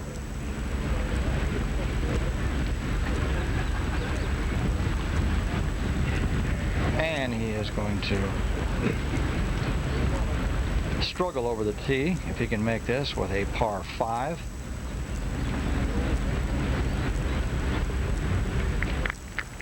Let's go to Mickelson. On its way. The birdie effort, and he'll be happy with the par on this hole after his tee shot. Phil is at +3. What about Phil's game right now, Peter? I've not seen this kind of body language out of him maybe ever since I've known him. He has a casual look of indifference almost over some shots, and I've always seen him grind over everything, think out through all the options, and I've seen him hit some shots kind of haphazardly the last few weeks, kind of since Colonial. 11. Payne Stewart now for his birdie.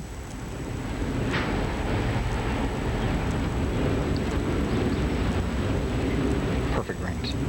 No excuse. Not going to bounce out of the way. These guys can line those little ones up pretty well. If you start missing those on perfect greens, go home and practice a little bit. Got bad greens, a different story, because once you hit it, you got no control over it, and it'll start bouncing all over. You got to tell yourself you're stroking it well and you're getting it on the line. You're just not lucky at this particular time in your life. But the greens are this good, which most of them are on the tour nowadays. They've got this agronomy thing figured out to a T, excuse the expression. It's going to be a great up and down by Lee Janzen, and it is. That's a birdie 4. It goes to -2. Oh, -1, excuse me. Well, let's go down to VJ again. This for par.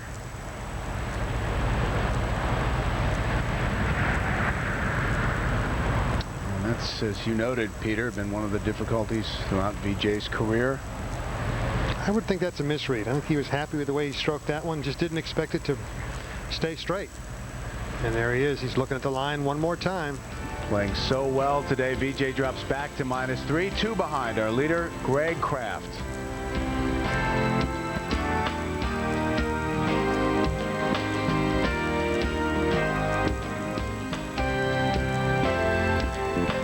Sam Snead won back-to-back Western Opens in 1949 and 1950. He still shares the tournament record with a score of 268 in 1949. Sam almost won a 3rd title in 1961, but couldn't catch Arnold Palmer, who won the first of his 2 Western Open championships that year.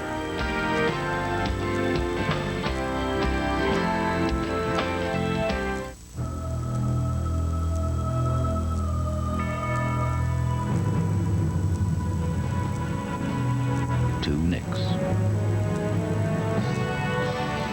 2 champions. 1 golf ball. Precept. Because whether you're talking about golf balls or the people who play them, it's what's inside that makes a win. What do you get at Smokies? Excellent cigars at great prices. And a relaxed atmosphere where it's fun to buy cigars. One of the Tri-State's largest selections with over 500 varieties. We create custom cigars for any occasion and can deliver next day to your home or office. Come in and sign up now for a chance to win a box of Macanudo vintage cigars valued at $500. Smoky Cigar Shop, 726 Sawmill River Road, Ardsley. Call 1-888-669-5273. Devastating fire claimed all of Lucille Robinson's possessions.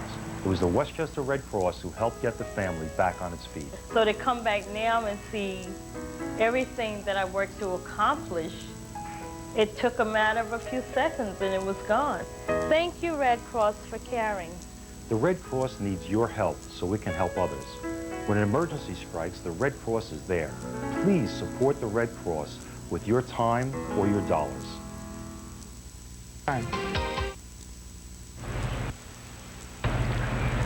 And from the USA Film Vault, an aging movie actress battles to stay young at any cost. Meryl Streep, Goldie Hawn, and Bruce Willis star in Death Becomes Her.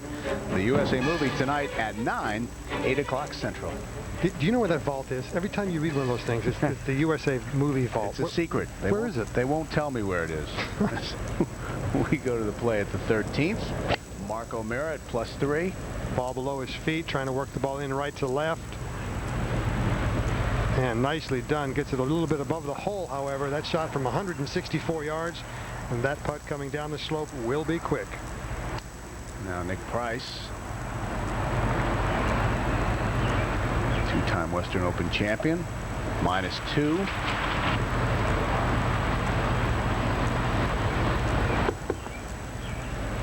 Now, he will not be happy with that. That was only a 160-yard shot. A little bit of a yank out of there. And here's a look at our leaderboard. There's Greg Kraft with the 67 that has held up this afternoon. Joe Durant, 68. And Vijay Singh dropping back now from -4 to -3. And we get our first look at the par 3 14th. Vijay playing 200 yards today, Peter. And going with the 6-iron. He's staring it down. And that is why. He's got it right below the hole, about 10 or 12 feet. Real opportunity to get it back to -4. And Vijay, we mentioned that he's only had one round in the 60s out of his last 12. That was 2 years ago, en route to finishing tied for 8th. Now we go to 12. Gary, let me ask you a question. Elevated tee, green really sitting down low. Do you like a low ball hitter or a high ball hitter in that situation? I definitely like a low ball hitter because it makes him a high ball hitter when the tee's out high above the green. And this ball's got to come down real soft. You get the ball too high in the air, you can't control the distance on it as well. That's a 7-iron. I think it's caught his attention. Yes, it has. Oh, yeah. Excellent shot. It's about as close as you can get it, I think, without just hitting a big old cut in there. They're real sloppy. When you start trying to do that, green below you, you're gonna whiff it over to the right, and that bunker and everything else over there is no good. So let's go to 13 and see the action over there. Elevated green here at the 13th. Now we got Nick Price's chip shot, short, quick, accelerating stroke.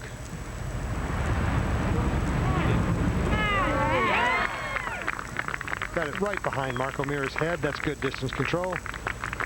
After the birdie at the 10th. Oh, he made it. There's the smile. So Nick goes to 3 under. 2 under in the inward half. Let's go back to the 12th. See how long and loose and easy that was? Bite. Great rhythm. Bite. That means bite. It means it's bite. No. Payne, get up. Now, he will not understand that. When you think the ball's long and it comes up short. Okay, Lee Janzen, you can see his knees. They're way out by his feet. I like that in balance. They're right over the feet. Therefore, he's going to have really good balance. You can see now there's not much wrist break going back and a huge shoulder turn. Big shoulder turn. That's a big shoulder turn from feet that wide, which is hard to turn. Now he starts down, starts dragging the left side. Now look at the left side go up in the air, and then the right side follows. Nice looking finish, huh? Now watch this. The swing will be a little longer. You can see the knees are just poking a little bit.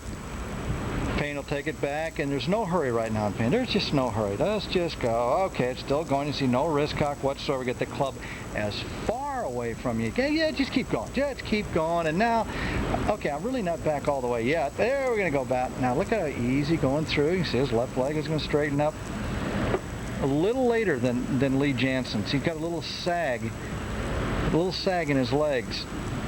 A lot of the times he was playing with a closed club face, Peter Kostis, and you can't really straighten the left leg with a closed club face or it's going to go left. No, you can just about tell when Payne is swinging well. He has the club face good and square, and when he's not swinging well, it definitely gets pointing skyward.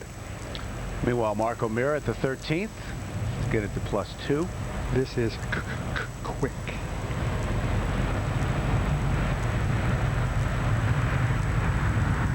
Oh, look how long it takes for that ball to get there. Barely tapped it.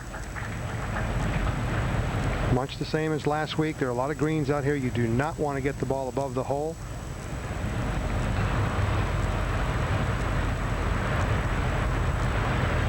Peter Kostis, how much does compression of a golf ball make in putting? Gary, I don't think it makes any difference at all in terms of the results, the physical results of the stroke, but it has a tremendous input in terms of the feel. A 90 compression ball will feel somewhat softer. Jay Haas for bogey. So that's and I don't know about you, Gary, but I flinch. If I get a golf ball that feels too hard with the putter, I feel like I'm going to hit a home run every time I draw it back, and and then that can affect you. And Jay really struggling. His bogeys 7 of his last 8 holes. Now O'Meara back up the hill for par.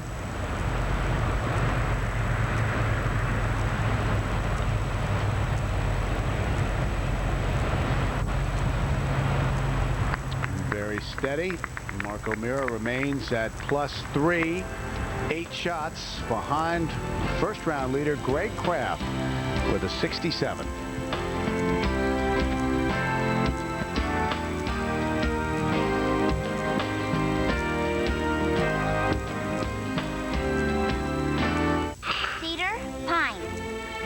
Every new employee at Flood goes to my little wood school. Hey, it's fun! It's mandatory.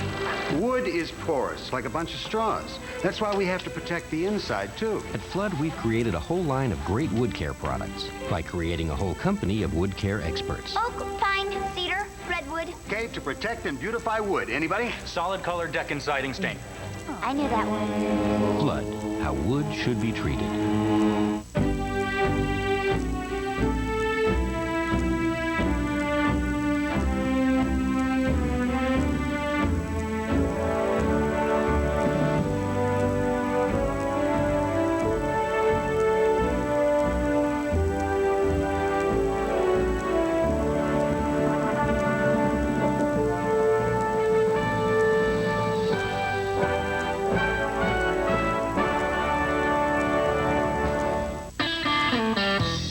Dad always said, as soon as I get a computer, you'll come out with something better.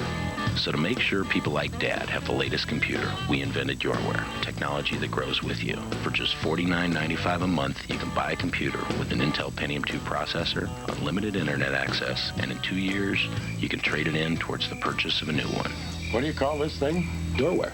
Call 1-800-GATEWAY, and let's talk about Yourware. Pride, envy, lust, greed, sloth, anger, gluttony, sins of the city. For those of you who like to watch Sins of the City, premiering Sunday, July 19th on USA.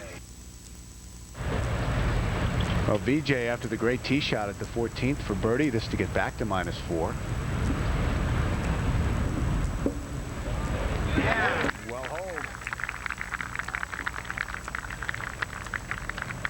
So VJ 1 shot behind Greg Kraft, and we go back to the 12th. Payne Stewart, this was earlier. Bunker that's below the green. Oh, not a bad player right there. Now Lively Janzen for his 2. Uh-oh. Well, he didn't hit it, did he? Kind of hit a slippery one over there. Let's go see lefty at 14. Now that was a nice roll.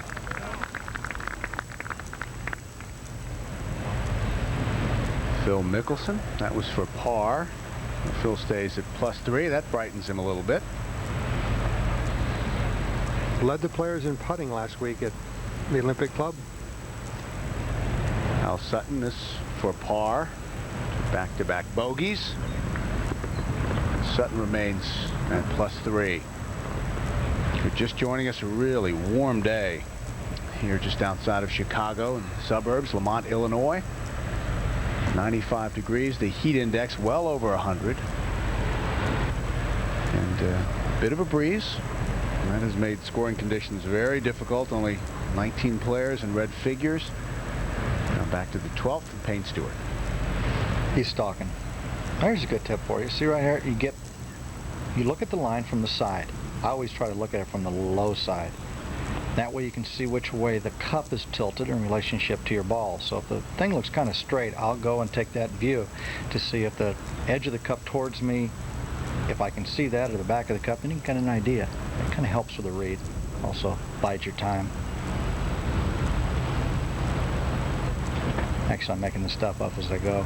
Oh, why the low side, not the high side, Gary? Well, you got to find out what side is. You know, it's the thing to take your time. And in putting, you got to take your time. So get some sort of routine that lets you relax and take your time and go about your business. Let's go to 14. Nick Price. This will be a 6-iron from Nick. Oh, look at this. Are these greens firming up or what? That's going to be quick. I think he carried that ball a little bit farther than he expected to. 12. Frank Nobilo.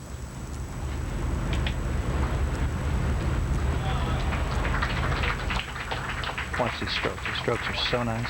See if he moves his head or anything. Watch the whole body posture. He's got the lines, tracking the line. Oh, you see that? Just kind of cut across it, and that's a bogey for Frank Nobilo. He goes to +5.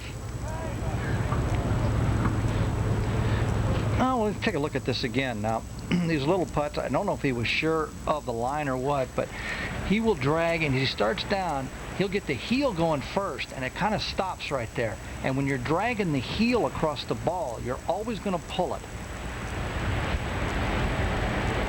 Let's go to 14. Mark O'Meara on the tee. This a 7-iron for Mark. Starts that a little bit left. Beautifully judged, however, and he will have it right underneath the hole for his birdie too. Closed with a 69 at Olympic. Ended up tied for 32nd. Mark O'Meara. Greg Kraft, 67, leads by 1 over Duran and Singh.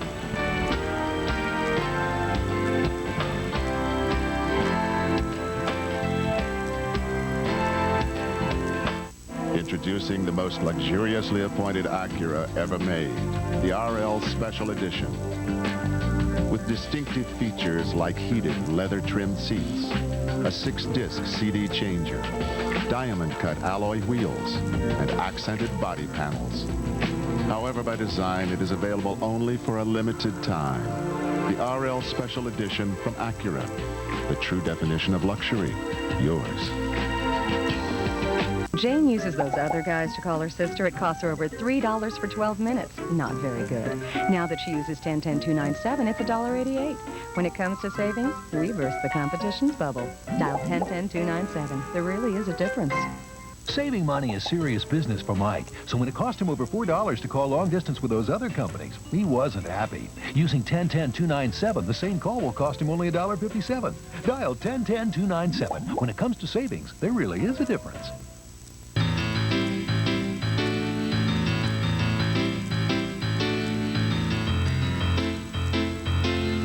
Paying your dues is hard. Paying your bills is easy. With Chase Online Banking, the quicker, easier way to make payments and transfer money. Leaving you a little more time for paying your dues. Chase Online Banking, free when you open a Chase Better Banking account. From the USA Friday Night Film Vault, Bruce Willis proves you can't keep a good man down in Die Hard, the USA movie, this Friday at 9, 8 Central on USA, and parental discretion is advised. Now, is that a different vault from Friday night, or is that just like a part of the other vault? I'm not positive about that. We'll have to look into it. Meanwhile, our coverage of the Motorola Western Open continues tomorrow here on USA. beginning at 4 o'clock, 3 Central, and then this weekend moves to CBS. Saturday and Sunday coverage begins both days at 4 o'clock Eastern. I think they took that picture after his opening round 76 today. Now Tiger struggling in the heat, as did many players today. Greg Kraft was not among them, though. 67. In fact, at one point had it to -6 until a bogey at the 18th. Tim Herron among those at -2. And Peter, you made the point the players who score well this afternoon are actually in good shape playing tomorrow morning. I think so, yeah. Now let's take a look at this putt for Nick Price at 14.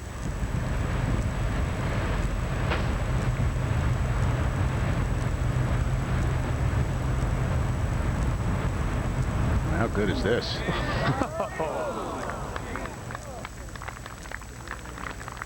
Look out for him as the weekend unfolds, because he loves the speed of these greens. Now to the 13th, David Frost. That was for par. So David remains at -1. 4 behind our leader. A little he finally made one. Finally made one. You've got to have some justification for changing all your putting styles. You've got to see something go in. Peter Jacobsen, runner-up here twice, 88 and 89. This is for par to stay at +5.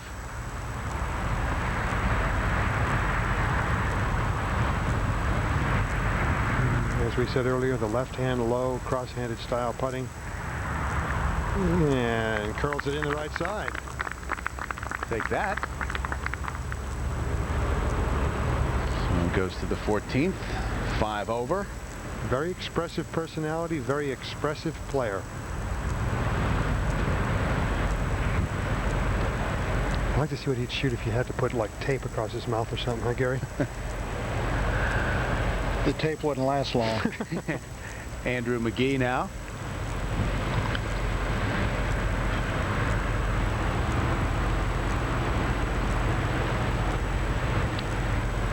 More conventional grip by Andrew. Left forefinger working down.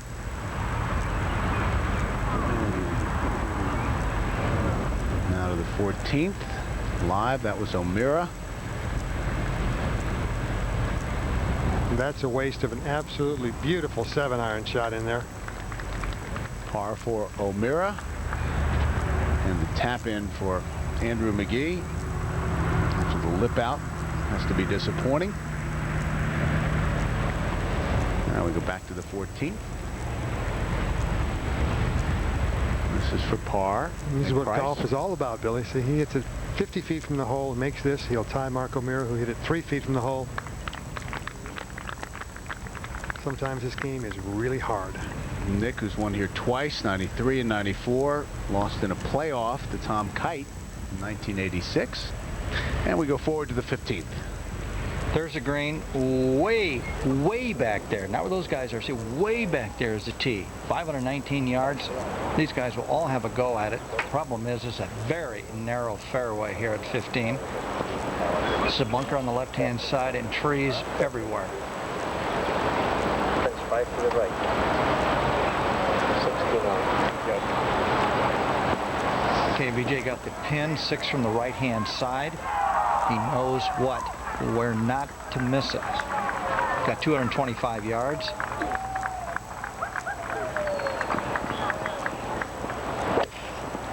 That's a 2-iron, trying to hit a high splurge cut. Way up in the air and real soft. Very good. Excellent.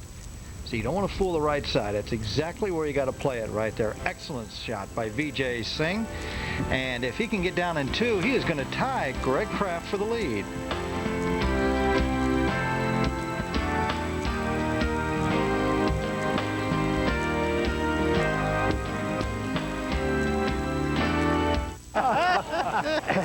Son, we're preparing a will. You don't have to say anything. Actually, I think we do. Your sister's getting everything. What? You were a rotten kid. You drove your father crazy. But I'm counting on that money to retire. Hear that? Still greedy.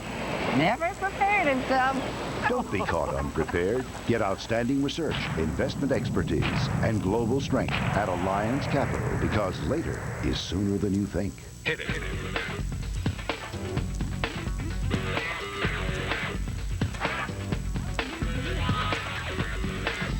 Velocity 4,000 feet per second.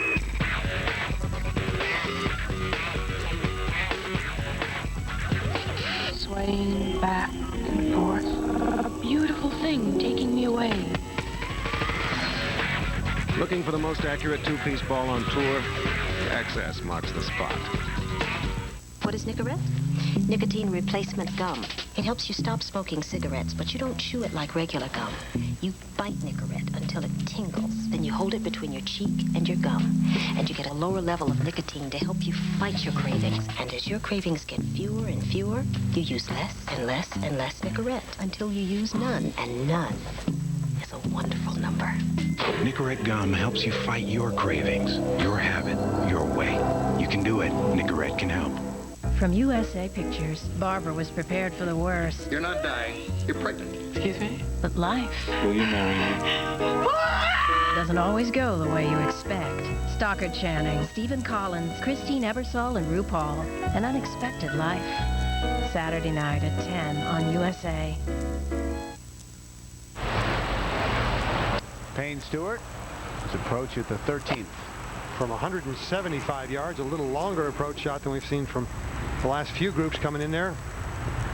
And he's got Mark O'Meara's putt.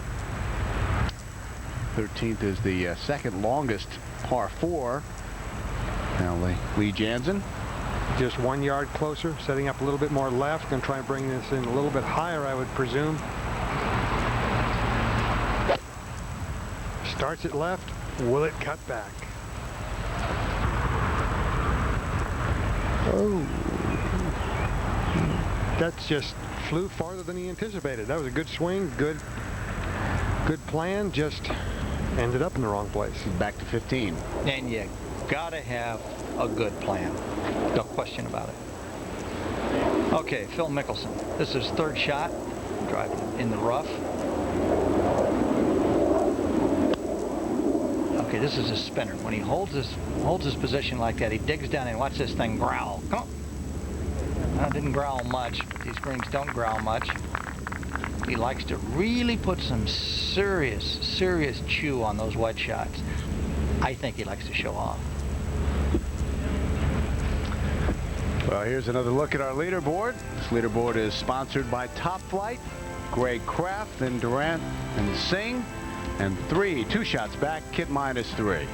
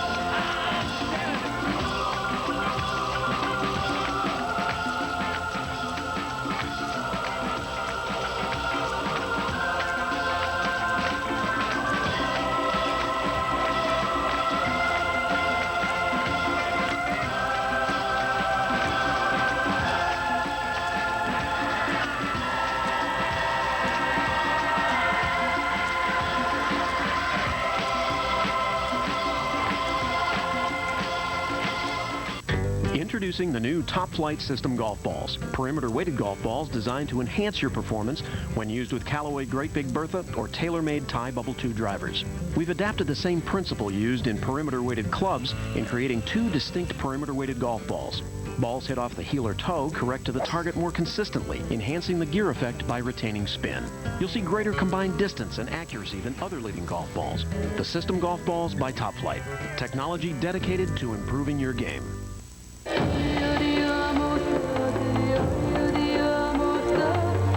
Today, we could be part of someone's wedding. Tomorrow, we could help Lisa Powell win a new account. This evening, we might bring sweethearts together.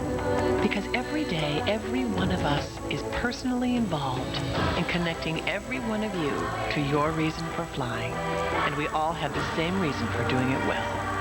You, Delta Airlines, on top of the world.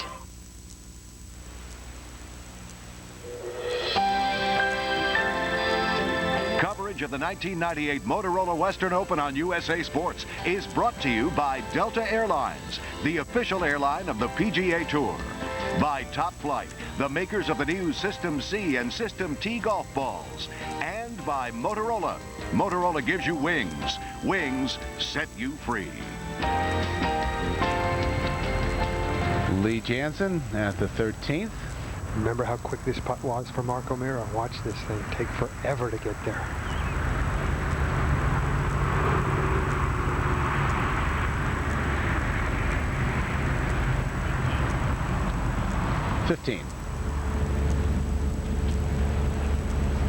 Phil Mickelson out for his birdie. What do you think? No, he's got the walk on. Gary, have you seen him with this kind of walk lately? Yeah, it's hot out. Yeah. 13 now. Payne Stewart. Just to get it back to +1. Now this one may not get there. He went for the real slow one. Well, don't you know these guys are tired of seeing these kinds of putts after last week? Oh my goodness. It's hard to translate to the folks back home just how mentally draining playing this type of golf is. Now VJ, the 15th. That's why I was so good at this, Peter, because I never had a brain. Nothing to drain. Tired. And by the way, we've got a tie now for the lead. Vijay Singh at great up and down on 15, the par 5. He ties Greg Kraft. Joe Durant, very straight driver of the golf ball. Steve Flesh, he leads the tour in greens and regulation. Jim McGovern trying to make a comeback. There's Tim Herron from Scottsdale, Arizona. Remember, he's still got the lead at the AT&T. Ted Treba. Scott Hoke again lurking. R.W. Eakes, the old man of the Nike Tour, is out here playing well. There you see it, 1 under par. Lee Janzen, the current U.S. Open champion.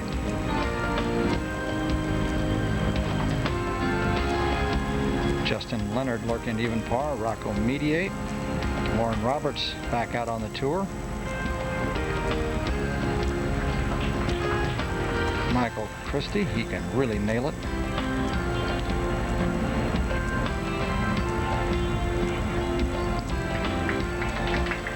Tommy Tolles trying to get it together after a really good year last year. And let's go back to Bill McAtee and Peter Costas. All right, Gary, thank you very much. Our coverage of the 1998 Motorola Western Open continues tomorrow here on USA at 4 o'clock. 3 o'clock Central, and then over the weekend on CBS Saturday and Sunday, both days at 4 Eastern Time. Once again, our congratulations to David and Anita Faraday on the birth of their daughter last week. David, we miss you. Greg Kraft and Vijay Singh share the lead at -5.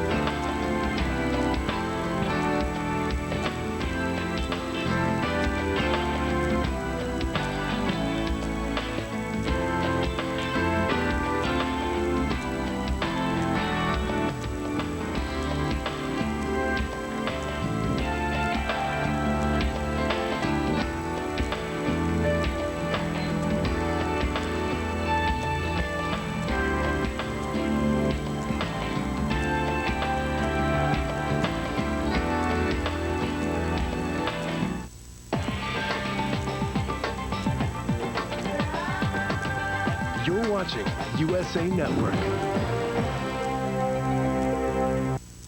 On the next Baywatch. Mitch's new boss is an old flame. All the beaches and all the towns and all the worlds she has to walk into mine. And their jaded past rises to the surface. If I'd known I was going to be transferred to Baywatch, I never would have accepted this assignment. Until a surf and turf board forces them to dive into danger.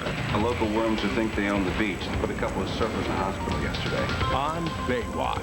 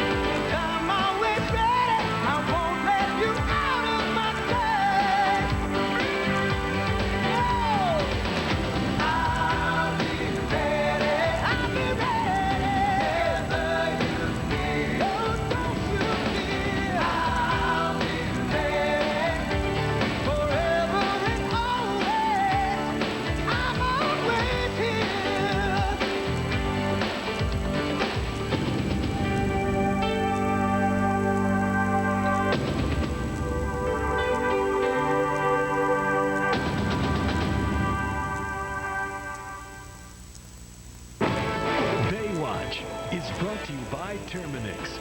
Call 1-800-TERMINIX. No bugs, no hassles. Guaranteed. What's the human up to? Waiting on the pest control guy again. Don't worry, he never shows. Oh, no! They call Terminix. For service when you want it, the way you want it. Call 1-800-TERMINIX. No bugs, no hassles.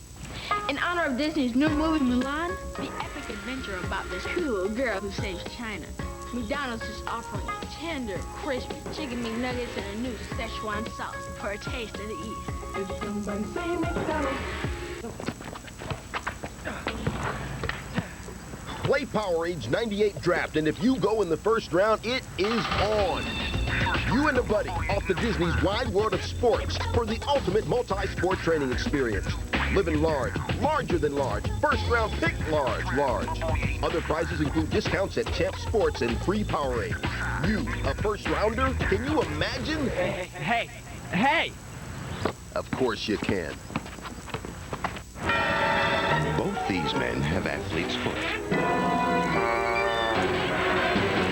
But only one used Desinex, the soothing cure. Desinex has a dual-action formula that calms the itching and cools the burning. And Desinex is clinically proven to kill the fungus dead, so your feet feel good while they heal. Got athlete's foot? Get dual-action Desinex. Soothes while it cures. With all the claims about vacuum filtration, Eureka thought it was time to clear the air. So we filled a sealed chamber with smoke to simulate the unseen dust in your home. The Eureka EnviroVac filters better than any other upright because of its true HEPA sealed system. Nothing escapes. Oh, did we mention tools on board? How you can use them instantly, or how it comes with 12 powerful amps, the most you can buy? Now the choice is clear. EnviroVac by Eureka. An ordinary life, but the touch of a button deletes it all. Federal agents, get down on the ground! Angela Bennett does not exist. You are Elizabeth Marks. And there's nothing. We know who you are, Angela. Who the hell are we? She can do. Where's she gonna hide? What is this? But fight back. I want to know why my whole life was taken away from me, and I want it back. Get caught. In the Net. A new series from USA Network. Premiering Sunday, July 19th. Now back to Baywatch on USA.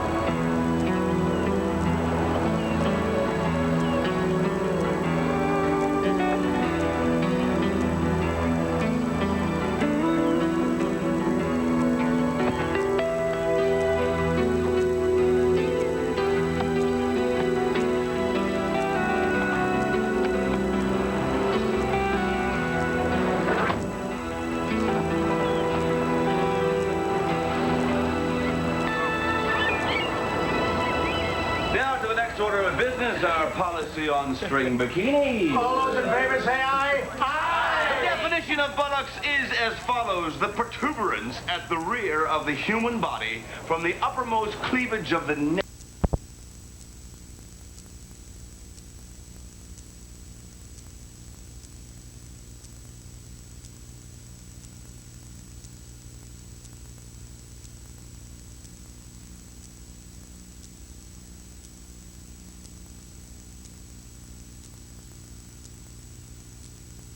Blocking the artery and causing a heart attack.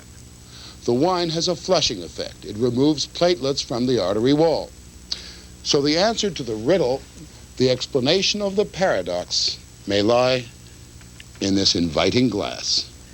It's well documented that really a moderate intake of alcohol prevents for coronary heart disease by as much as 50%. I mean, this is 50%. 50%. I mean, there is no other drug that being so efficient than a moderate intake of alcohol. Of course, the problem is that people are tempted to go beyond this moderate intake. When you say a moderate intake of alcohol with meals, what do you mean? I mean a few glasses of wine per day. If you're just sticking to that, you will never get drunk. You will never get apparently any adverse effect of this intake of alcohol. Alcohol is a drug, and as any other drug, it has to be given at a proper dosage. The intake of wine per capita in France is higher than anywhere else in the world. The United States intake is among the lowest. Wine in France is part of every lunch and dinner, and there is a dizzying variety to choose from. For everyday consumption, families simply drop into a filling station for a week's or day's supply. A number of American doctors, none of whom would go on the record, told me that if it was up to them, they would get rid of milk in school lunchrooms and exchange it for watered wine. The American milk habit, they said, is priming our 12-year-olds for heart attacks at 50. And how old were you when you started to have a glass of wine with lunch or dinner? Oh, that's very young, at the age of 10, 12, but it was a little bit of wine and a large amount of water. Did you drink milk as a child? Not after the age of 5 or 6, I think. He feels very strongly that wine, taken in moderation, a couple of glasses with each meal, really is the answer. But he's hesitant to come out and say it, as you are too. Why is that? Well, I think as a physician, we're all very much aware of the tremendous problem with alcohol abuse, with excess alcohol use. And we even know that from the heart point of view, if you have your 3 bottles of wine all on Saturday night, it's very bad for your platelets, it's very bad for your coronaries, it's bad for your health in general, as well as the health of others if you happen to be driving. On the other hand, if you spread out your 3 bottles and had half a bottle every day with your meal over several hours, it may well be that you're protecting the heart by decreasing the stickiness of your platelets. If the United States is among the lowest consumers of red wine in the world, it is among the highest in victims of heart attack. About 1 million deaths per year. And the section of the country that consumes the least wine is known by doctors as Stroke Alley, the so-called Bible Belt, which ignores the admonition of St. Paul to Timothy, use a little wine for thy stomach's sake and thine other infirmities. It makes it less likely for you to develop thrombus or clot and have your coronary. There are a number of mechanisms that have been shown for moderate amounts of alcohol. And that may be one of the factors. I think it probably will be one of the factors. Whether that's the predominant factor is surely not the only factor that's making it possible for the French to eat as you see they're eating and yet and not have heart attacks. If you make that study, or if a study is made that proves more or less conclusively that wine with meals is a magic bullet, a protection against heart disease, you think that the American medical establishment and the American government, the National Institutes of Health, for example, are going to buy that? I'm not setting policy. I'm a researcher. I'm not a policymaker. But I think we should have the information if it is part of it, part of the explanation. I think we should know it. So I will get the answers and I'll let you talk with the policymakers to see how they deal with it. The evidence of the benefits of alcohol in moderation keeps growing. As part of a continuing study, researchers at the Harvard School of Public Health looked at 44,000 Americans between 40 and 75 years old and found that those who drank light to moderate amounts of alcohol had a 25 to 40% less chance of developing heart disease. Moderate is defined as 2 drinks a day.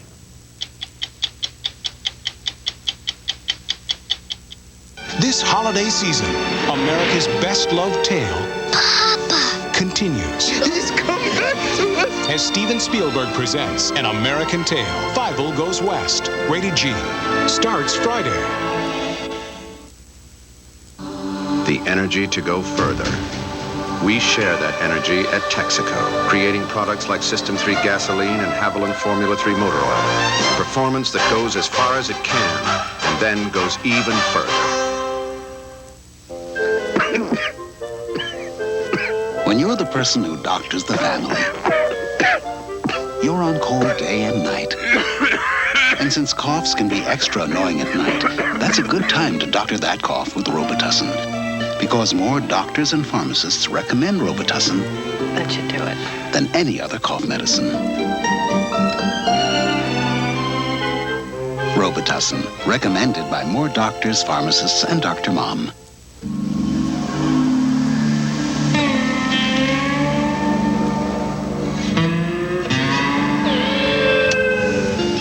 What kind of car is this? A Sentra. Would you consider selling it? No. Would you sell it for $150,000?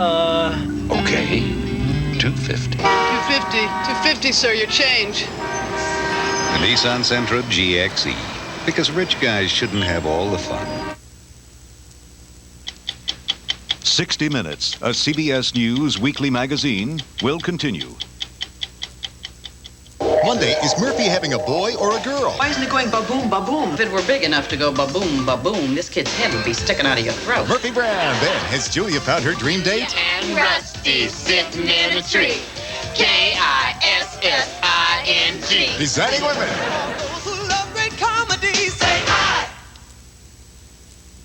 This is CBS.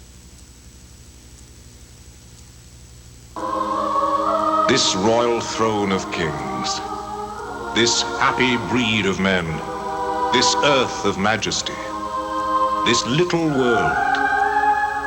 The airline that's uniting the world, United, now flies from JFK and Newark to London's Heathrow and the land of poets. This blessed plot, this earth, this realm, this England. Come fly the friendly skies. You guys like this car?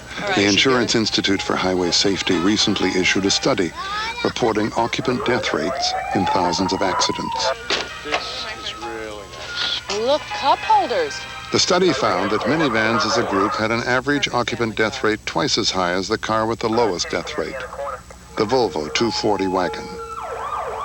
So if you're considering a minivan instead of a Volvo, Go talk to the man. maybe you'd like to reconsider. The political career of a porn star. Watch the next Inside Edition.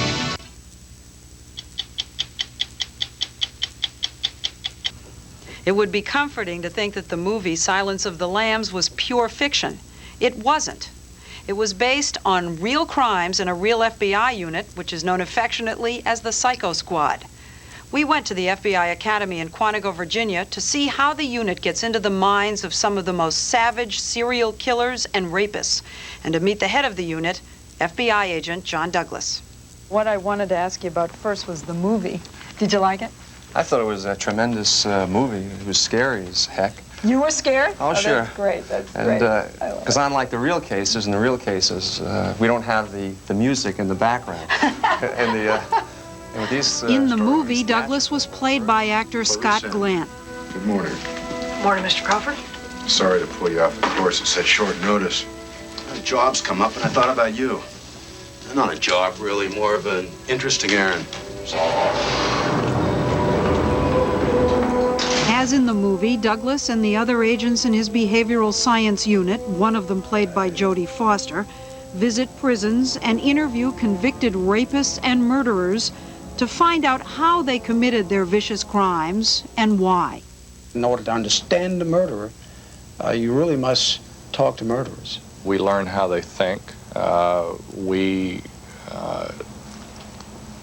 do try to get into their minds and think like they do. Otherwise, we couldn't do the job that we're doing. We're looking at the probably the more violent criminals of society, the serial murderer, the serial bomber, the serial arsonist, the child molester, the kidnappers, the product tamperers. The scum of the earth. That's right, they're the worst of mankind. Douglas is talking about people like Jeffrey Dahmer, the serial killer in Milwaukee who mutilated his victims. Douglas's unit is called the Psych Squad, or the Mind Trackers. When a case is unsolved, they study clues from autopsy reports and the most unimaginably grisly crime scene photographs and come up with a psychological portrait. Oh. And what, he's just tortured her? He's just tortured her? Yeah, that's what happened in this crime scene. What you have to look at is when you're looking at, I mean, we're looking at someone who's dead. For us to better understand the case, we're trying to imagine what this girl was experiencing at the time of the attack and what she would have been saying to the killer, and it would have been begging for a life. And was she alive when he was? Oh, sure. She was alive, you know, throughout this. I'm shaking inside because those pictures are so horrible. I don't know how you can do it over and over and over. I know I'm going to dream about it tonight. Well, you won't be alone because there are many of us that deal with some of this through dreams also.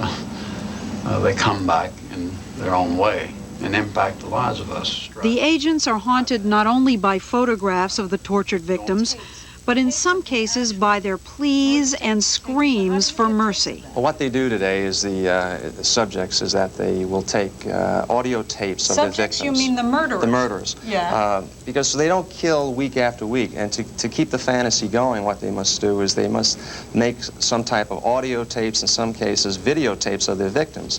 And so what they will do later on is in between each of the kills, they play back the tapes to themselves and relive it. You have actual audio and videotapes of some of these killers doing the crime. Doing the crime or torturing the victim. And then later on, they would play this back like you or I would listen to a piece of music.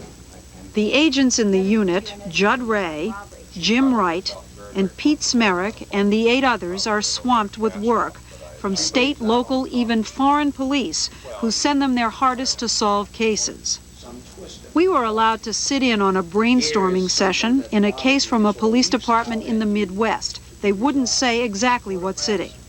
The case was a brutal murder of a young woman, unsolved since 1984. The body was lying in the center of the living room floor on its back, legs and arms was extended, and the throat was cut. With the initial focus on the husband, the team begins studying the pictures of the crime scene and the victim.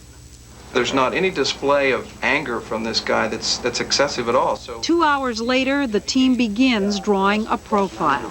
I think we have a woman who was attacked probably for sexual assault, and she resisted, and his reaction was immediate physical infliction of injuries on her. So I'm just wondering about his experience, having done this in the past.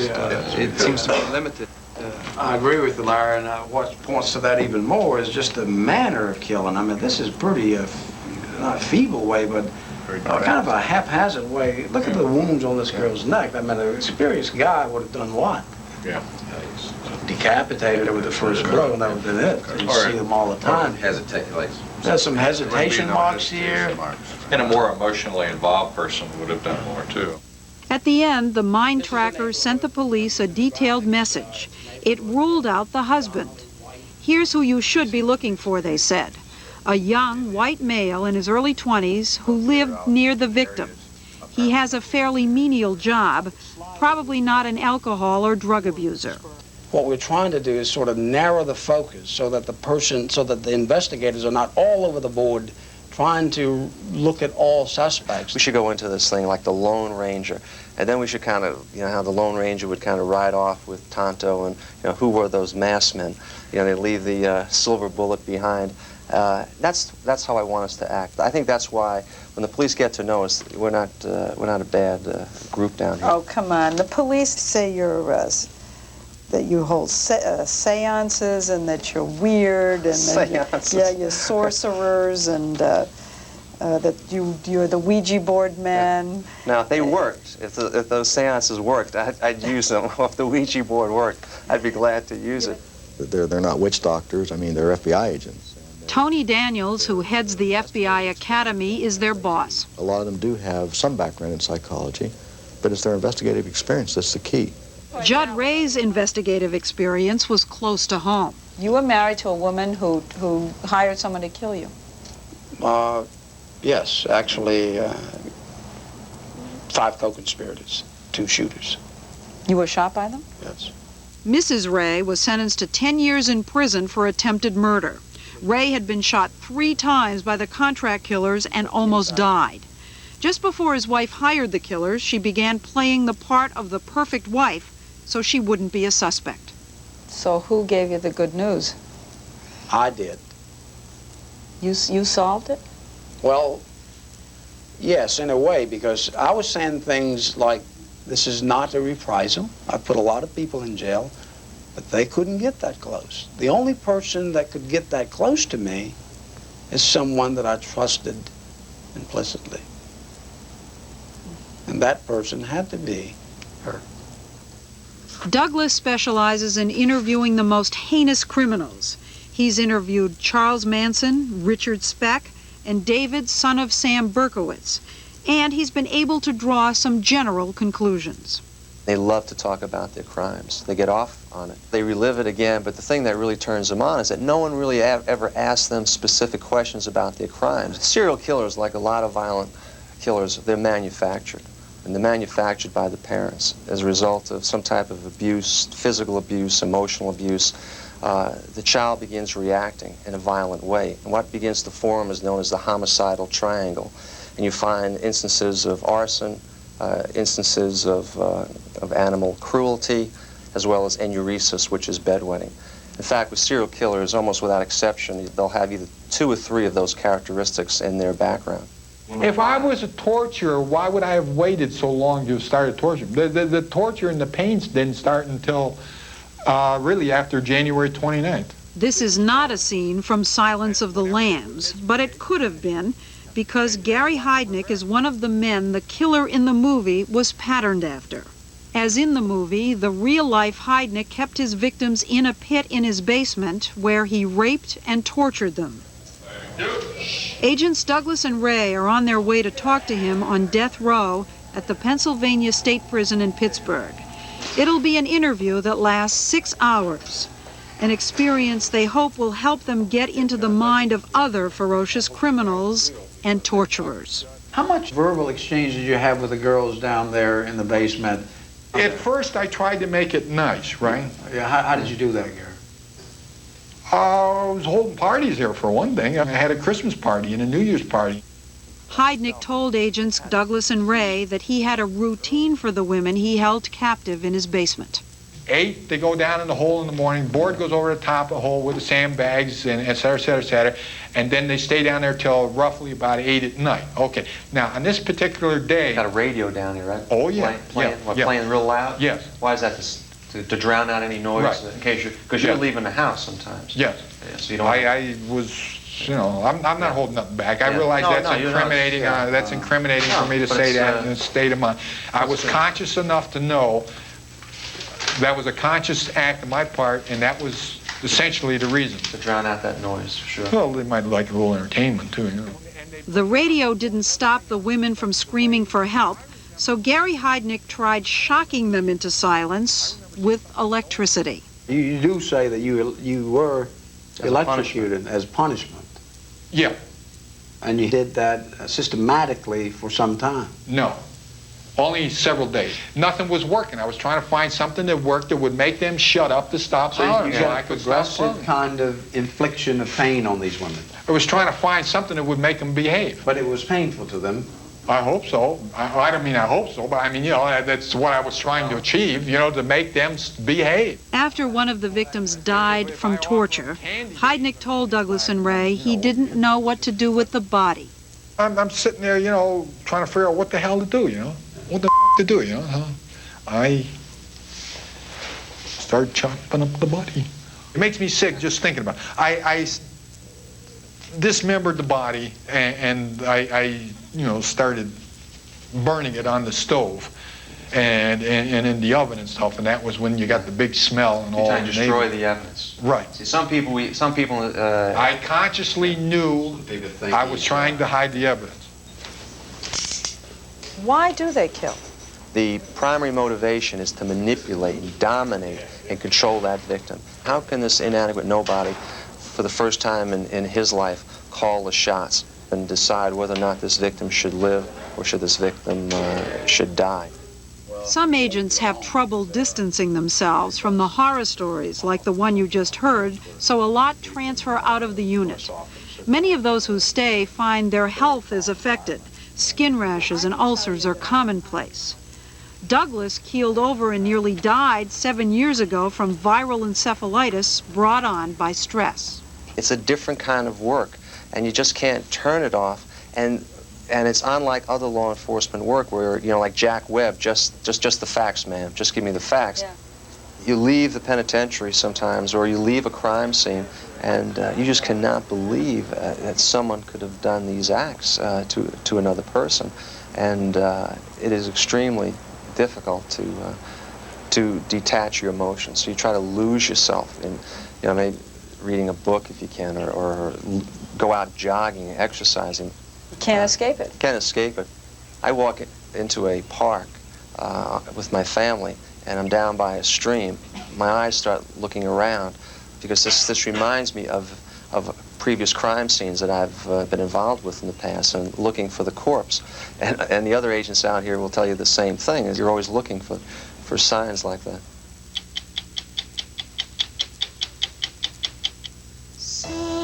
Many believe it was the innovative spirit of Europe that inspired him.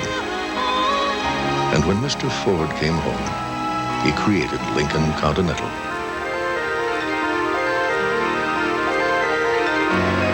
Today, with computerized suspension, electronic transmission, and anti-lock brakes, Continental is one of the most advanced automobiles in the world. Lincoln Continental, what a luxury car should be. Each year, corporate America spends over $10 billion on overnight shipping. Yet according to a report in the Wall Street Journal, $3 billion of that is wasted. If you find that kind of inefficiency alarming, call UPS. We can save you up to 40% on overnight deliveries and help prevent your profits from going up in smoke. UPS, we run the tightest ship in the shipping business. Is your car shaking, rattling, or rolling? Whether it's alignment, shocks, or struts, Midas uses top technology to diagnose the problem and top technicians to fix it. For suspension or alignment, nobody beats Midas. Nobody. Do you have a cold? Yes, I do. Here's 2 cold medicines. This relieves these 3 symptoms, this 9. Choose one. I would use this one. You chose Dristan Cold over Sudafed. Try it. Absolutely. I feel amazingly good. Dristan, the face of relief today. You have a different view of life. You don't want to get bogged down in revolving credit on bank cards. All that revolving debt, all that outrageous interest. This is not for you. You know how to get out of that trap. The card, the American Express card. Don't leave home without it. Last week, Andy Rooney went out on a limb about people who complain about him. Tonight, Andy reverts to type with some complaints of his own.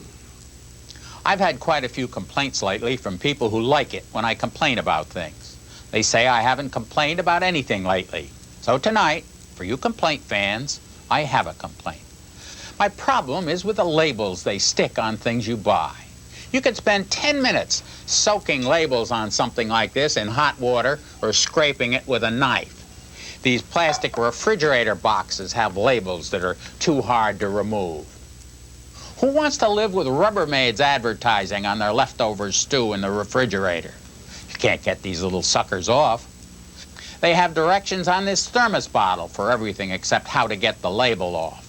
For hot or cold beverages, it says. Wonder how it knows which to keep them. This is one of those pans that's supposed to be no-stick. I've never had much luck with no-stick pans, even when I spray them with that no-stick stuff. And if it's no-stick, how come the label they stuck to it doesn't come off easily? Did you buy a pair of sunglasses during the summer? This is the most idiotic stick-on of all. The sticker doesn't soak off, and if you try to get it off with a knife, you scratch the glass. This one has one of those barcode tags on it.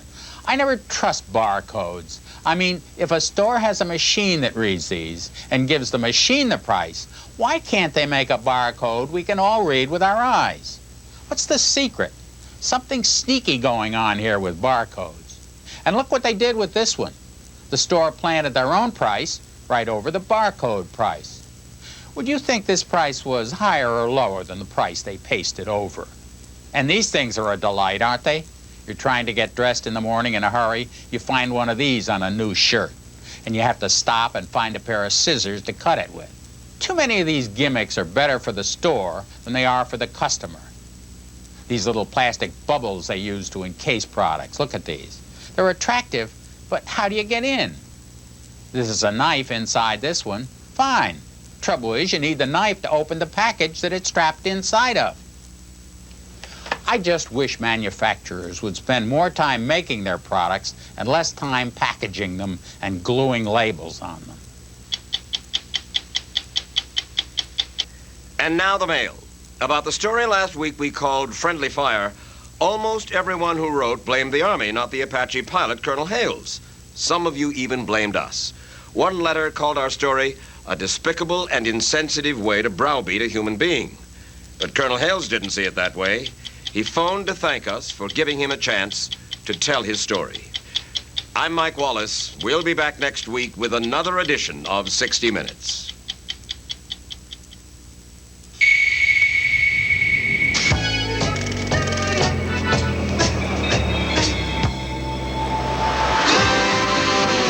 It's a fast-paced, get in, get out, gotta go world we live in.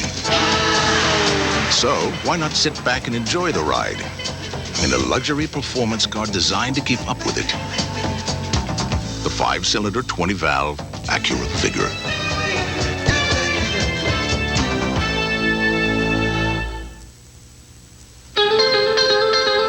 Some people. It's not mine. Crisp, clean Dentine. We'll take care of your breath. The rest is up to you. Hi. Didn't I see you here yesterday? Finally, you can get a soothing drop of syrup in a cough drop with Halls Plus. It's got penetrating vapors, plus it soothes your sore throat while it relieves your cough. Halls Plus. We put the drop in cough drops.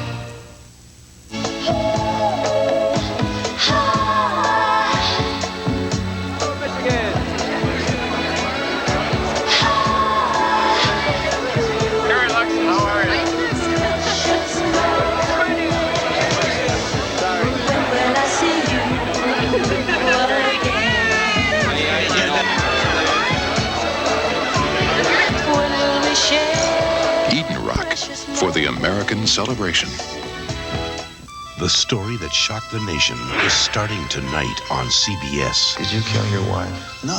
He's lying. I'm so sorry about your mama. Andrew! You can't win this thing. You can't keep my son from me. No, where are they going? That is my sister's baby! Valerie Bertinelli in A Child's Name, starting tonight. What would you do if a convicted sex offender was moving next door? I'm gonna be back out there on that street. Before you answer, watch 48 Hours Wednesday.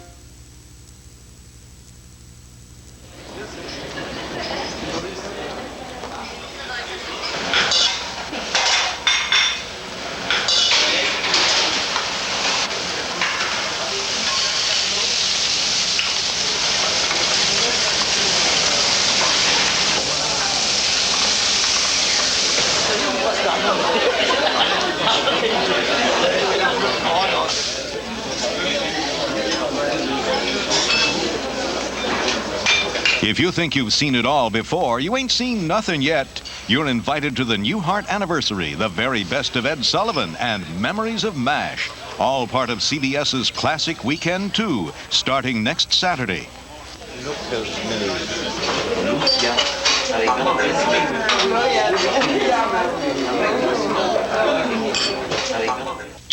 For a transcript of this program, send $4 to Journal Graphics, 1535 Grant Street, Denver, Colorado, 80203.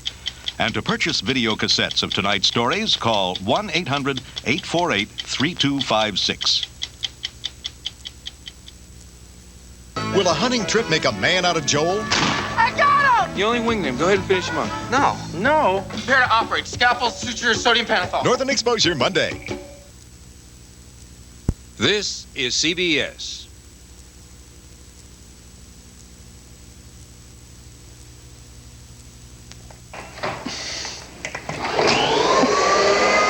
I have to interrupt. Every time you go to Aunt Kay's house, you fall asleep. A, because of the lime green walls. She wouldn't like this place at all. B, because they have this grandfather clock that goes... And Aunt Kay has this habit of just, like she'd come over just like this. Janice, pretend I'm Aunt Kay, and I go, Okay. look. Oh. But Aunt Kay definitely would not like this place, I don't think. It's not colorful enough. If you own a new Lexus LS400, you should know this. According to Auto Week magazine, the